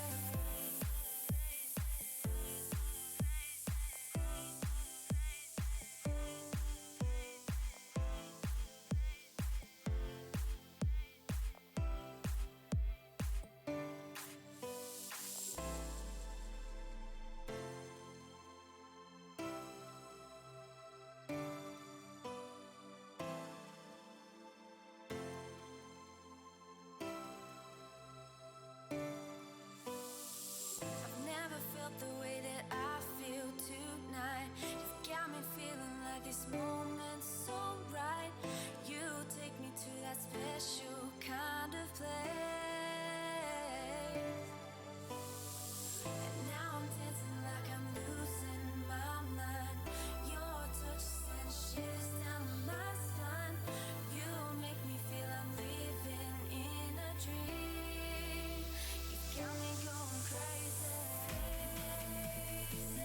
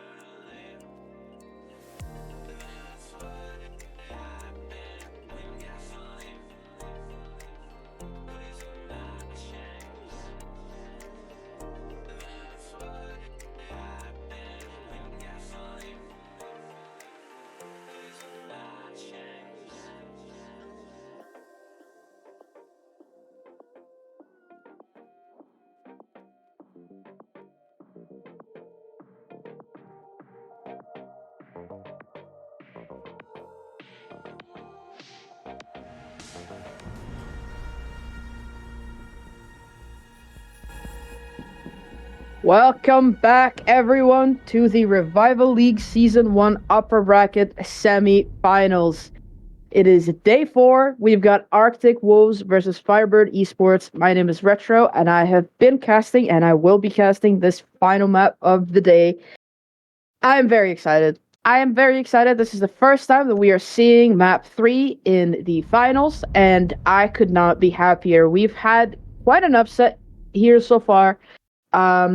Because after absolutely wiping on Clubhouse a 7-3 win, FireBird went on to lose their favorite map, Chalet, 7-4, after starting on defense. So one of the most defender-sided maps in the league, starting on the defensive half, they went on to lose. And now this is their worst map. Cafe is FireBird's worst map. So this will be quite interesting after the upset that we just had on Chalet and after the win that has undoubtedly woken Arctic Wolves back up. Well, this is definitely going to be quite the matchup. The bans have already come out as I was speaking. We have Dokebi, Nook, Azami, and now finally Cade. All of these operators we've seen get banned quite a lot. I don't think Dokebi has made it out of the ban phase at all so far.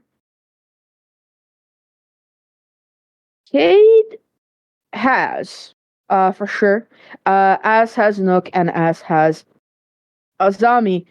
It's unsurprising that they want to get rid of those operators, particularly, and I am talking about the two middle ban operators, the Nook and the Azami. They are always strong. They are some of the strongest operators on both the attack and defense, but they are extremely strong on Cafe. The Nook could, of course, always do the bottom white push through that door that you see at the bottom of bottom right of your screen. Push up white, shoot everybody in the back, and all of a sudden, the defense has no backbone. The Azami, of course, makes the piano room impossible to attack. And I say that from experience. I have begun to main Azami on this site, and I can confirm that it is pretty much impossible to attack against an Azami inside a piano. So, unsurprising that the attacking team does not want to have to deal with that at all. But they are then putting themselves in a position where they have to play against Mira, who used to be a pretty much insta-ban on this map some time ago. Pretty much before Azami came in and changed the meta a bit. Because, of course, especially with that setup that we see from Noob, it also makes piano quite difficult to attack. But nevertheless, despite the Mira, FireBird will attempt to attack it anyway, because, well, they don't really have a choice. It is the site that Arctic Wolves have picked to go first, and that is unsurprising considering that it is the best site for defense in most leagues and for most teams, and even in ranked.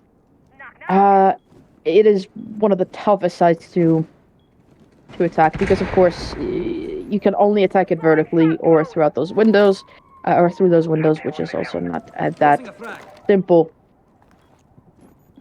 New jammers blocking the Flores drones, and I think that grenade also got swallowed up by an ADS. That Twitch drone did, however, manage to get that Mira window open. It is Yuno with the first pick, that DMR taking care of the Jaeger, and not only this is looking like it could be Arctic's round, but there's still a lot left to do. They do get the pick onto Yuno or the Noob as well. Kazel does finally pick up a trade onto Hiram. And Park making his way up these white stairs. Oh, gets faded out by that drone just a tiny bit. Tash, however, picking up another 2v3. 2v2 as Tash picks up one more. Martin's still on, or that is Lossie still on the roof with the diffuser in hand. Has done some damage with those X-Gyros. of course, to open up that piano wall and that bathroom wall. Could be chancing a plant here. They are. Kessel is not going for the C4. He will go down instead, and it's all down to Cash. No C4 whatsoever, and it is Lussie to pick up that final kill after the plan has gone down. First round on the board for FireBird, and one of the most defender-sided sites in the game goes to the attackers. You don't see that all that often. Great execute there from FireBird. They had a really, really strong start, and they kept up with the momentum that they were gaining slowly with every single kill. Arctic Wolves will be going back to Bar and Cocktail to try and defend that one more time, bringing the exact same lineup. It is the exact same lineup, right? Yeah, it's the exact same lineup. Only it's Attackers have discovered the location no, of a bomb. it is also the exact same people playing the exact same operators, which you actually like to see that. The fact that people have designated roles and designated operators, and that people aren't just switching that around every single time. That could just show a little bit of insecurity from the individual players, if they are choosing to play the same operator that was brought in the previous round, but just wasn't played by them. It could show just a little bit of insecurity either about their own performance in the operator that they played before, or insecurity in their teammates' performance. But all of that aside, they are setting up for another defense in the same way, and these cameras that are still being left up on the south side do let them know that the attackers have only spawned on the west side. The west side? The south side. What am I saying? Anyhow, the first little bit of challenge does come out to Twift, but he lives to see another day, as the rest of the attackers are starting to form an attack on the opposite end of the map. It's a run-up from the bakery door from Park, a rather ambitious run-out, and it could have maybe even given him a little bit of something had Martin not been so low on the rappel. But now aware of his positioning all the way downstairs, they are definitely going to be watching for his return up any of these stairwells, and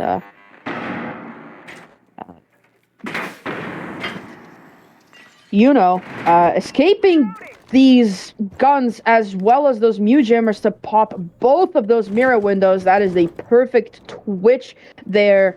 That is exactly what you want on your team. Somebody who can make sure that none of those mirror windows are still alive. And even if both of those shock drones are gone, a lot of that utility has already been wasted. A C4 comes out, does a lot of damage onto Martin, but not enough to kill him just yet. 70 seconds to go for FireBird for this execute. And they are looking strong. They have a lot of map control set up already. They know that Park is still downstairs, and they know that he can't really rotate back up. Or has he already done that? He has already done that. So that's. Oh my God! You're looking right at him. Oh my God! He's looking right at him inside of piano, but he's not going for the kill. I'm not sure if he knows, but that is the Iana right in front of him inside of piano. Oh my God! Oh no! Oh, that was the freest kill of Twift's life. I hope he doesn't watch or Park's life, sorry. I hope he doesn't watch this broadcast later on. Oh my God, oh my God. Please, just look to your left. There goes the kill onto you. And finally, Park notices him. But it's Martin to pick up the kill instead. Oh, that is really, really unlucky. 10 seconds left. Martin now 10 HP. There goes Lussie with the diffuser, and with 5 seconds left to go, it's all down to Martin. Hiram going down as well. It is not winnable, and Arctic take the round.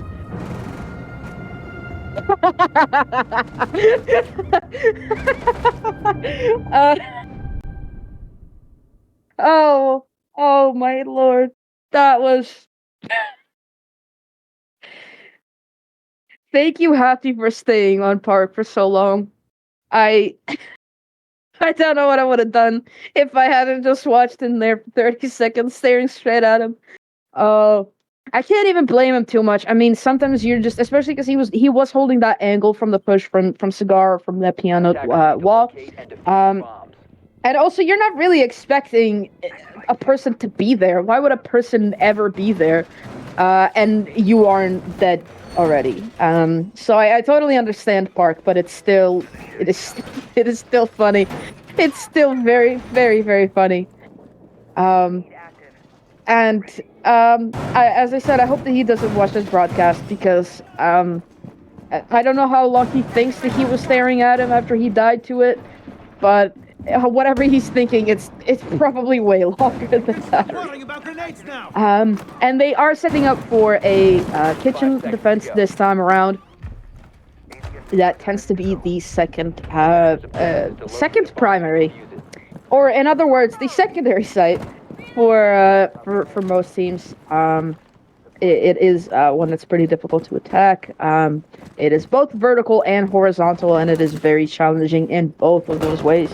As Cafe actually tends to be, it's a very defender-sided map for a reason, and the reason is finally we get Brava.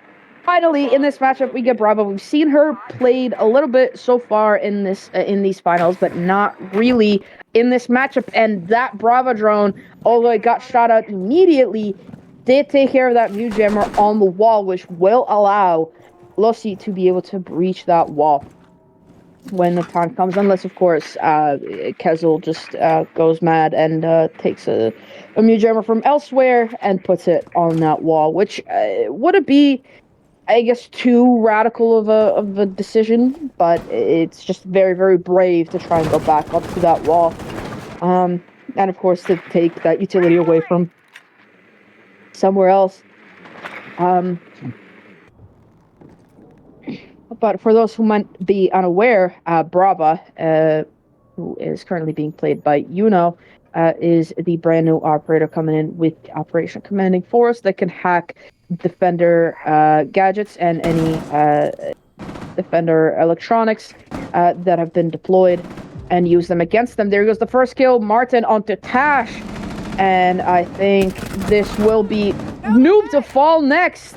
He is, but not before taking out Martin. That is really, really great from him to pick up that kill before dying. But the advantage does still lie within FireBird's hands, especially when they still have this ledge alive that will tear up the ceiling above them and make every single position uncomfortable to play in. This is one of the most vertical maps and one of the most vertical sites.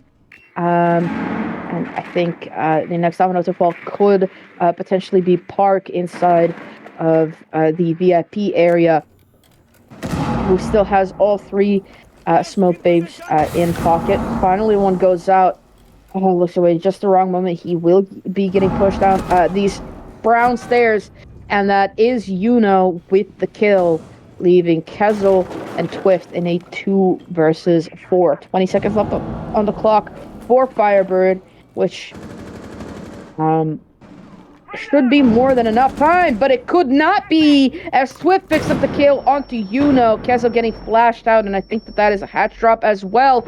It is by 2 of them, but he picks up the kill, gets traded out immediately. There goes Twift with the trade back, and it's all down to Hiram with no diffuser in it. Finally picks up the diffuser, has to go for the plant, and Twift should be getting this win, but no, he can't jump in through the rotate. He finally does and gets the final kill. Arctic win another round.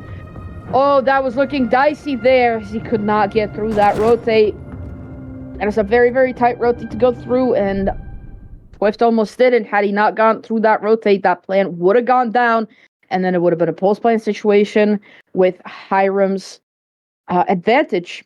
So great job there from Twift. That definitely was very nerve-wracking for, I think, most of Arctic Wolves. Most notably, probably Twift not being able to go through that. But yeah, great closeout many bombs as there from them, and a great win, really, because it wasn't looking like it after they were in a 2v4.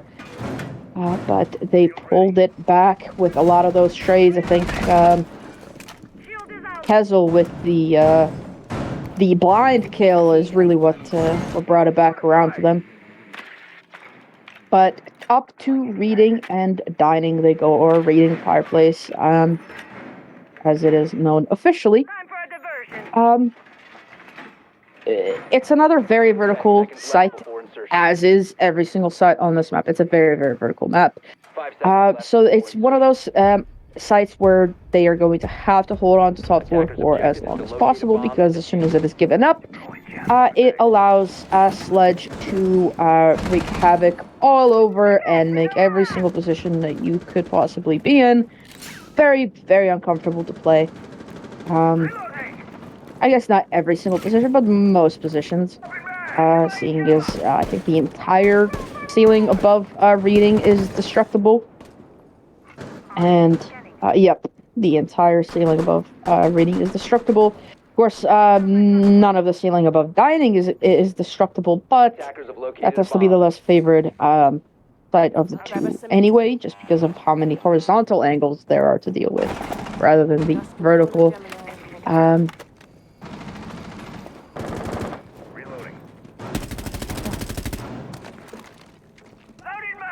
Finally, they brought a Valkyrie to contest this Valkyrie. They brought a Valkyrie to contest the Valkyrie? Is that what I just said? They brought an IQ to contest the Valkyrie, is what I meant to say.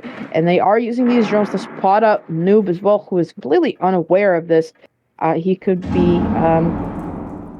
getting maybe even floor banged if he isn't careful.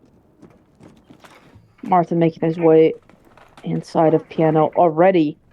Park getting on cams, or that's not Park, I think that's Twift, or Tash maybe, getting on cams on top of those white stairs could give FireBird a little bit too much comfort, and as I said that he would, as soon as that top floor control is given up, the Sledge is free to wreak havoc and cause destruction everywhere. That flourish drone will take care of that shield, and the first pick will go once again to FireBird as Twift is gone and deleted off the map. Kezel, very, very aggressive peek, and it pays off. Down goes Huno, that's the IQ. If there's any gadgets that are still left up, most notably those Valkyrie cameras, they could be problematic here for FireBird. With 35 seconds left to go, and an equal score line, this could be trouble. Kezel taking a little bit of damage, but doing so much more as he takes down Lussie. Down goes Martin as well to the M4 Storm of Tash. Diffuser finally back in control of FireBird. seconds remaining. They have this vertical control. They're gonna have to drop into the laundry. Taking a lot of damage is Hiram and is Yuno. Tash and Noob pick up the final kills and put Arctic Wolves in the biggest advantage so far on this map. Yeah, this could be spelling trouble for FireBird. It is their worst map, and the longer that this losing streak of theirs goes on, you know, the worse it gets for them.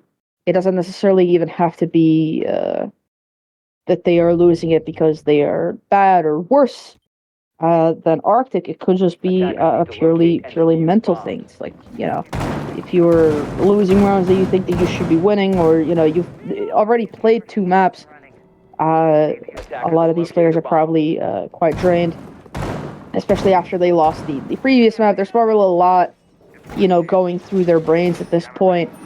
And they could just be thinking, it doesn't even matter what they are thinking, but that thinking could be the downfall, as it tends to be for a surprisingly large amount of teams. But, you know, the end is far away for this map, so Attackers are moving to if you're a FireBird fan out there getting worried, I wouldn't panic just yet. You know, this is still the attacking half for them. And it could just be, you know, just another day of Cafe being defender-sided as all hell. And that could be all that there is to it. The attackers, once again, spawning only on the north and west side, not even trying to go for that south side spawn, which tends to be riddled with spawn peaks from a lot of teams. Arctic Wolves, of course, are not being that bold, at least not yet, but it's still something to be wary of if you are attacking Cafe. Minute down already, and FireBird haven't really established control of anything other than maybe the windows. A lot of those flashes coming out to maybe try and deal with utility on this shield, and they do manage that, so that shield now gone, giving less cover to Twift as he's trying to hold on to the cocktail side of the site. Martin already inside of mining and aware of who is that inside of? That's Kezel. I wanted to say Kezel. There goes the pick onto Kezel. Martin picking up another first kill for these teams, but it's Park immediately with the trade. It could get a second, but it's actually Huna that picks him up. Great trade there, but look at that. They've only got 60 seconds left to go. And not much map control as of yet. They still have some utilities. They have a grenade left. They still have 4 flashes. This is doable, but they are going to have to move quickly with it as that time is slowly dwindling down, and this time without a twitch, that those mirrors are going to be pretty much impossible to deal with. Huna's still using these floors drones to try and do a little bit of vertical, a little bit of soft destruction, and I think he's going to try to rotate up white stairs, maybe to stab them in the back, or no, he's rotated right back. Has he?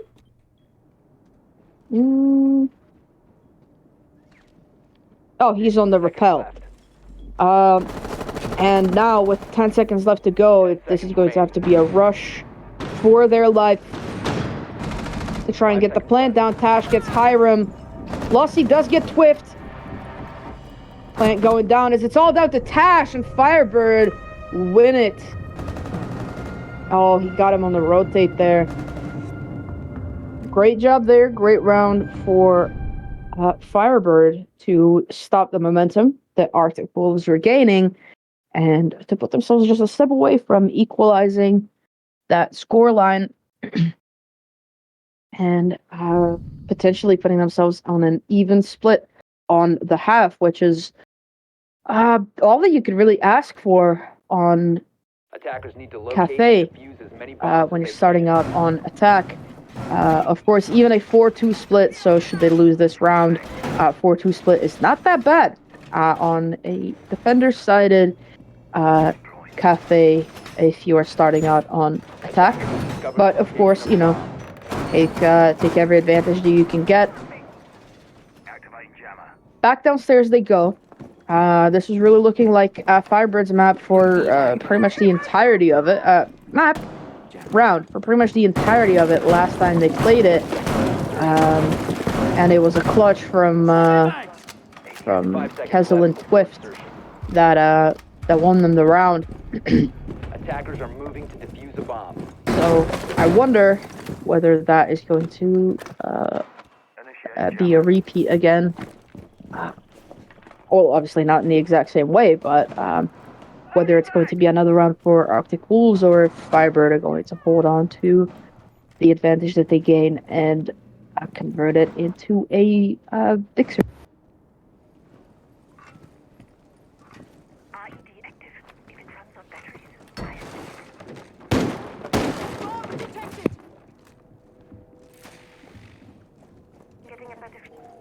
starting off with a top floor attack right away.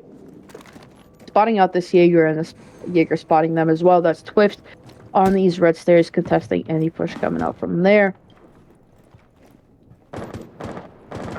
I think that it is also Tash on these white stairs to try and contest the push. There, it is Tash. Peaks just the wrong moment as Martin pushes up.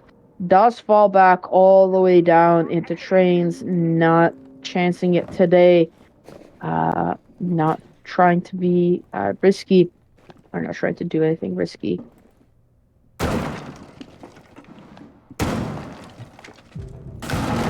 There goes a kill, but immediately traded out. Martin takes out Tash, and C4 from Noob takes out Huno. That's the buck gone. So a lot of that very safe vertical destruction is now gone, and now it's all down to Sledge. But of course, with one C4 less to deal with, it could be a little bit easier. It's got to be a lot harder now, however. Oh, and there goes a wall bang as well from Twift to take out Lussie, and suddenly the diffuser is gone, much like Lussie. Yuno still trying to take care of these Valkyrie cameras as well as those default cameras to give as little information to our Arctic Wolves as possible. That C4 does get blown up from Kezel, so now C4 less and ready. Arctic Wolves are waiting for the push from FireBird. That smoke canister does come out onto the freezer hatch drop, making it that much harder for or that's actually Hiram, to try and drop into there. A lot of these vertical angles opened up. Hiram unfortunately can't capitalize off of any of them, as Arctic Wolves aren't silly enough to peek into them. There goes the hatch drop. Hiram goes down, gets traded out, and Yuno has to go for the plant because there's no time to do anything else. Twist will be pushing up, as will Park, and with the pistol whip, just as the fuser goes down, Twift wins the round for Arctic Wolves to put them on a 4-2 split on the half. 3 rounds away from victory, or do we see this going long? I don't know. Place your bets right now. Vote in chat whether you think that this is going to go long or whether Arctic close this. Because honestly, I cannot tell. At all. I thought Club was gonna go to Wolves, and then I thought that that Chalet was gonna go to FireBird, and then it didn't. Neither of those things happened. I frankly didn't even think that we would see map 3 to begin with, so I'm surprised that I don't even know the callouts for this map, considering that despite it being picked as the 3rd map every single play day, we've never actually seen it. But all of that aside, FireBird have decided to just go straight downstairs for the defense there, and are bringing quite an interesting lineup. Pretty different to what we saw from Arctic. They are bringing that Echo, who could seriously be a nuisance. I mean, really, just seriously could be a real big nuisance. And of course, that Goyo as well. We saw Arctic bring them. Actually, I'm not sure if I'm thinking of the Chalet game where they brought the Goyo, but nevertheless, they are bringing the Goyo. Clearing the way. Who is also going to waste quite a bit of time, much like the Smoke will. Smoke, of course, playing the standard position inside of VIP, and the much less standard position inside of Piano is being played by Martin. And despite that Echo stun, it's Tash that wins that gunfight against Martin. And that is really not the start that FireBird would have wanted on their first defensive round. still with this drone, spotting out where these attackers are and where they are coming from and where they are heading to. One of those drones does get shot at, however, unfortunately. So he's only got one left to work with, and I do believe that one's still somewhere around sight to try and deny a plant. That shield finally getting deployed by inside of kitchen. And these air jabs now getting placed down. Hiram going down. Oh, if I knew. Oh, I think that was through the co-check door, or rather through the reception door. Picks up a kill as well. Hiram, completely unretrievable. Maybe by but it's a very, very risky res should he decide to go for that, and it does leave completely by himself inside of sight. They are going to try and go for that res. But again, it's very, very high risk, especially with those vertical angles now getting opened up as well. Right on top of them, they're going to have to rotate all the way around to Brown. A lot of utility actually getting wasted inside of Kochek, as I don't think that they are aware of that res being completed. And a flank from gets punished all down to Hiram, and Hiram on non-existent HP does pick up one, but gets immediately traded out. On a song cue swings out and gets the kill onto Twift. Park plant going down, tries to get Noob, but is just unable to hit those shots. And another round on the board for Arctic Wolves. They put themselves a step away from match point, and this could be a closeout. I don't know what you commented at the start of the round. Commented what you put in chat at the start of the round, whether you thought that this was going long or whether this was going to be a closeout. But I think this might be a closeout. It's looking a lot more likely. But again, things are far from over. And there's still a long way to go for FireBird. They still haven't even taken a timeout. Attackers need to locate Have they? and defuse as many times. No, they haven't. So they could take a timeout. Take a breather. Talk about what's up. Attackers have located a bomb. But they are doing that. Then again, Arctic also lost their first defensive round. So, not all is done. And the game is still far from over. This is a very, very good team. 10 seconds to go. And, at the end of the day, even if they lose this, they still are not out of the tournament. They could still contest Attackers are headed out to defuse the the bomb. other remaining teams inside of the lower bracket. So, again, I say, if you are a FireBird fan right now, do not get discouraged. Do not, think, oh no, all is lost. Oh no, there goes the trophy. Because, you know who else went through the lower bracket and went on to win? G2. G2 were in the lower bracket for the better part of SI, and they still went on to win. So, I wouldn't lose hope just yet. But anyway, 30 seconds have gone of this round already, and the attack is slowly starting to come up from the rooftop from the side of Arctic Wolves. FireBird deciding to not go for a Mira that we saw Arctic Wolves bring every single time that they played this site, but they are instead going for that DMR Aruni, that really just packs a punch, and also going for the Maestro, who, without a Brava, is a really, really great pick and is really, really good at denying plants on this side. It's a very old-timey pick, but it's not picked because it doesn't work. This wall is open, and Martin has a pixel peak. That is the pixel peak that gives that position the name Pixel, and there goes the kill onto Tash from Martin and that pixel angle. Swapping bags. A lot of damage being done onto Noob as well, who's trying to challenge onto that pixel and does manage to pick up the kill against all odds. Changing bags. I'll say I've challenged that pixel peak a million times myself, and I've never been able to actually counter it. There goes another pixel peek from Hiram onto Kessel to take down the Thatcher. A lot of damage being done onto Noob as well, and it will be Yuno to pick him up.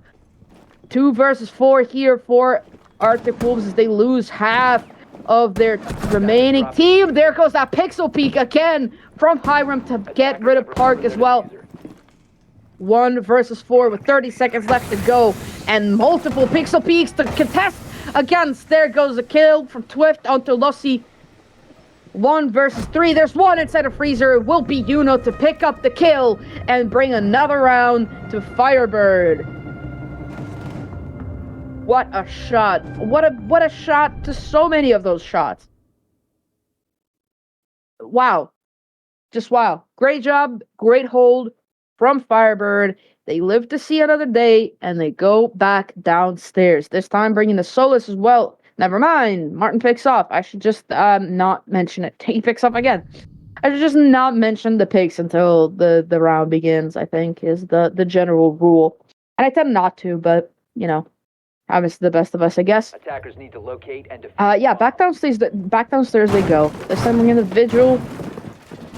Attackers have discovered the location of I think Valkyrie was his pick before. Which is, oh! Park switching off of the Habana and going onto the Monty. Think locking him in, especially as that diffuser gets locked in as well. This could just be a rush from Arctic. That's typically what that Monty pick indicates.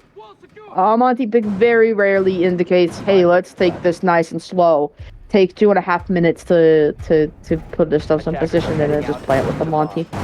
Not that it never means that, but, you know, usually a Monty pick does mean very aggressive and fast-paced play. And almost as if they knew, there goes Yuno closing up this bakery wall. Now, of course, an unsuspecting really great counter to Monty is actually Echo. Because, of course, every time he gets stunned, that shield gets pushed away and it leaves him vulnerable to bullets. The prep wall will be getting opened up, and I think that the bakery wall might get opened up rather quickly here. Yuno does spot out the Monty, so they know that this is going to be a very aggressive, fast-paced play here from Arctic Wolves. They've droned out kitchen. They know that it's completely free of defenders. But of course, still having to contest against the Echo means that they can't quite go for a plant just yet. And that Echo is being quite the nuisance against the Monty, forcing him to wait before pushing out. Pushing in, rather. Yuno not getting very aggressive, does get the long-range kill. Yuno picks up one as well. Park on extremely low HP right now. It's all down to Kezel and Park. Kezel picks up one, gets immediately traded out. It's all down to Park. Shield down, gun up, trying to chase a headshot onto somebody. That air jab will give away the position of somebody else, and that Echo drone will be causing even more trouble. It's a run out from Martin all the way around to get the kill onto Park and to give another round to FireBird. I think that this is the position that a lot of teams find themselves in when they are in a very big lead, where they look at the amount of rounds that they are in the lead by, and they see those rounds as the amount of rounds that they could be silly in and that they could do whatever they want in. Which is the wrong way of looking at it, because that's really not what those rounds are for. Those rounds are, you know, the little bit of breathing room that you have, especially when you're switching halves, they're the amount of breathing room that you have to lose those primary sites and then get the wins onto the less favorite sites. They are the breathing room they have, or the little bit of leeway that you have.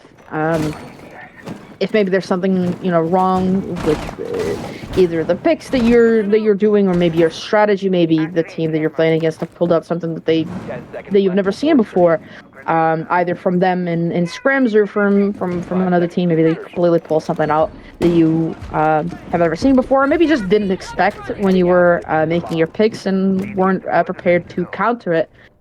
But a lot of teams treat it as, oh, let's just goof, let's rush, let's this, let's that. And then all of a sudden you find yourself on match point, or you find yourself round 12, and you lose the match. So hopefully that isn't what Arctic will see it as, and it might not be, as the first kill does go to them. Hiram off the board through that window all the way onto the cocktail balcony door. That is a really unfortunate early death from FireBird. However, I do think that angle was peaked by Arctic every single round so far. I'm not sure if FireBird just weren't aware that that's something that they were peaking, or if maybe Hiram was getting a little bit too aggressive by peaking that. And hoping that maybe that would be a quick and easy kill.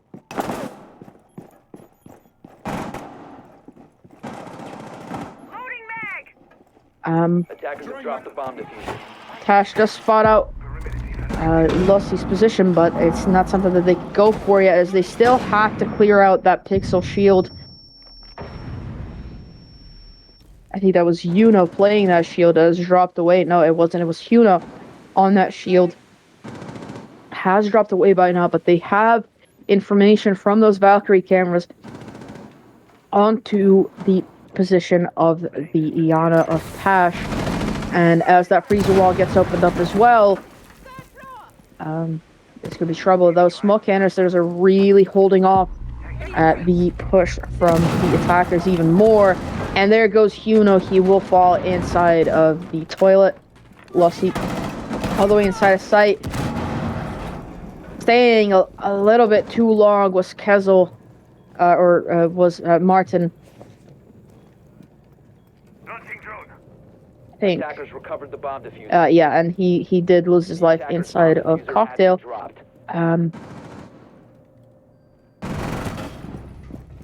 Or Lucy makes his way all the way upstairs, as does Yuno. Attackers recovered the diffuser. Kezel doing a lot of damage onto Yuno from those vertical angles.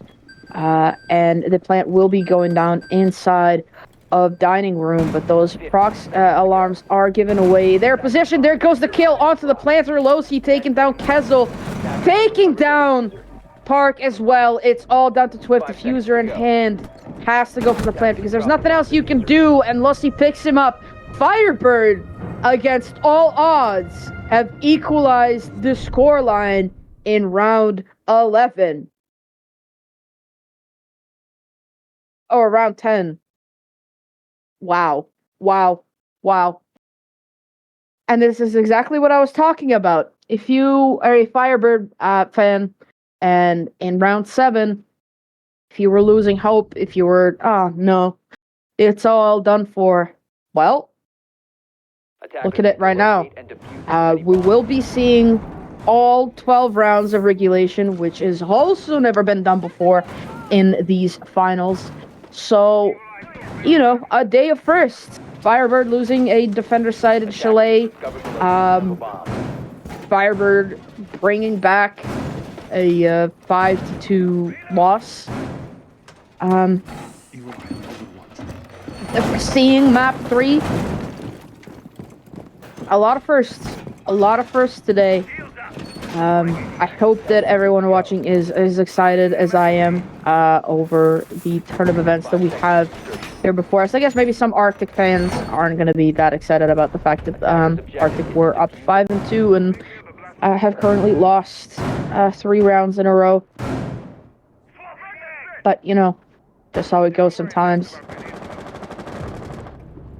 And there goes the first pick again. Kezel himself surprised how he managed to kill Yuno. I don't even know where Huno died. I don't even know how to analyze that. But Huno is gone. The what? Oh, it was a run out from the Hell Door, or also known as Christmas, or also known as Reading Door. You just saw it there, where that ping is coming out to. Thank you, Happy. Yep, that door is where he ran out from and died to it. Yeah, a little bit of aggression coming out from FireBird that was unfortunately punished, but remember that they did lose the first pick, or they did get the first death last round as well, and they won that. So again, a long way from over is this round. Swift using up every single one of those X-Gyros to open up as many of these walls as possible, to open up as many angles as possible.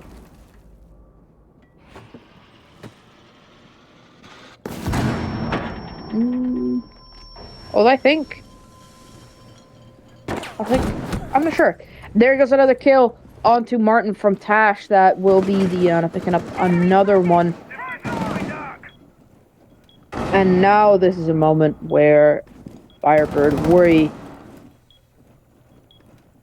Last time they won this on account of very, very strong, uncontestable pixel angles. They don't have the luxury of the same angles anymore, especially when Kizzle is covering one of those, and when Yuno has gone down, there goes Kizzle with the counter pixel, and there goes Noob with the other kill. Flawless round for Arctic to put themselves on match point. This would be the closer. Arctic Wolves, match point, round 12. This will either be the closer, or we'll be seeing overtime. And for those that may not know me, my favorite thing is when a match goes to round 15. I love it. I love it a lot. I love seeing teams, Defenders, protect your bombs from being defused by attackers. I love seeing teams really battle against each other. Attackers have discovered the location of a bomb. And having it be a real scruffle, I think is the word that I'm looking for. I don't even know if that's a real word, but anyway, when they really battle it out, and it's a lot of back and forths, and my ideal finisher to a match is round 15, 1 versus 1 post-plant, high stakes, high tension, pistol whips, just like the most ultimate, like, threat of an ending that you could possibly imagine. That is my favorite ending. So I'm always a little bit disappointed when, we don't even see all rounds of regulation, let alone when it's, 7-2, 7-3 closeout.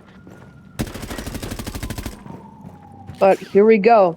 The potentially final round of this matchup between these two teams. It has been some kind of night. That is for damn sure. The attack already commencing from what looks to be below a lot more than up top, although they are going for that top floor clear as well. First kill coming out onto Park. That is the Jackal gone. Huno finally getting lucky and getting one. This is going to be the match of the day. Well, it is, but I meant the round of the day, because that's the Jackal gone off the board. So all of this roam clearing is going to be a lot harder to execute. They have active things and active drones onto Martin's position, but they are not able to pick it off. And as those Echo drones are coming in as well, this is going to be hard. Martin does pick up one. Or does down one, but gets immediately traded up before he's able to get the finisher, and they are going to be going for the res. No one's in position to be able to toss a C4 up there to clean that up real quick. So this will become a 4 versus 4 stalemate. However, FireBird are in a significant HP advantage, as well as a positional advantage as they still have control of site. But Kezel, the sledge, is still alive and could still wreak havoc over the mid floor. And it is Kezel to pick up the next kill. He's not going to be going for the mid floor. He instead picks up the kill onto Lucy. That is the smoke gone. Hiram picks up the trade onto Kezel. They know exactly where he is inside of reception with that shot just a little bit. Has the support from Huno should he be getting pushed. I actually think that was a clone, not the real Iana. Huno having to pull all the way back, and there goes Twip with the kill. 30 seconds left to go. It's all down to Huno and Hiram. Again, Tash and Noob both on very, very low HP. And Echo's still in play. This could go either way. There goes Hiram popping up one of those Vulcan canisters, picks up a kill. Another one of those Vulcan canisters will get popped. A great kill there from Yuno. Drops the diffuser down onto the ground, and oh my lord, it's Tash to pick up the final kill and win this round and this match and this map for Arctic Wolves. Oh my god. What unbelievable play there from Tash. I really thought the Yuno had that. Unfortunately for them, it is not how it turned out. Wow, what a matchup this has been, though. It was, first FireBird really just annihilated on Clubhouse. Then it was Arctic annihilating right back on Chalet, and that it was a real tussle on Cafe. Cafe remains, actually does not remain defender-sided because there go Arctic Wolves winning it out on their attacking side. Wow, what a match that has been. But anyway, thank you everyone for watching. I have been Retro, and we will see you all again tomorrow at the exact same time with another matchup. Thank you all, and good night.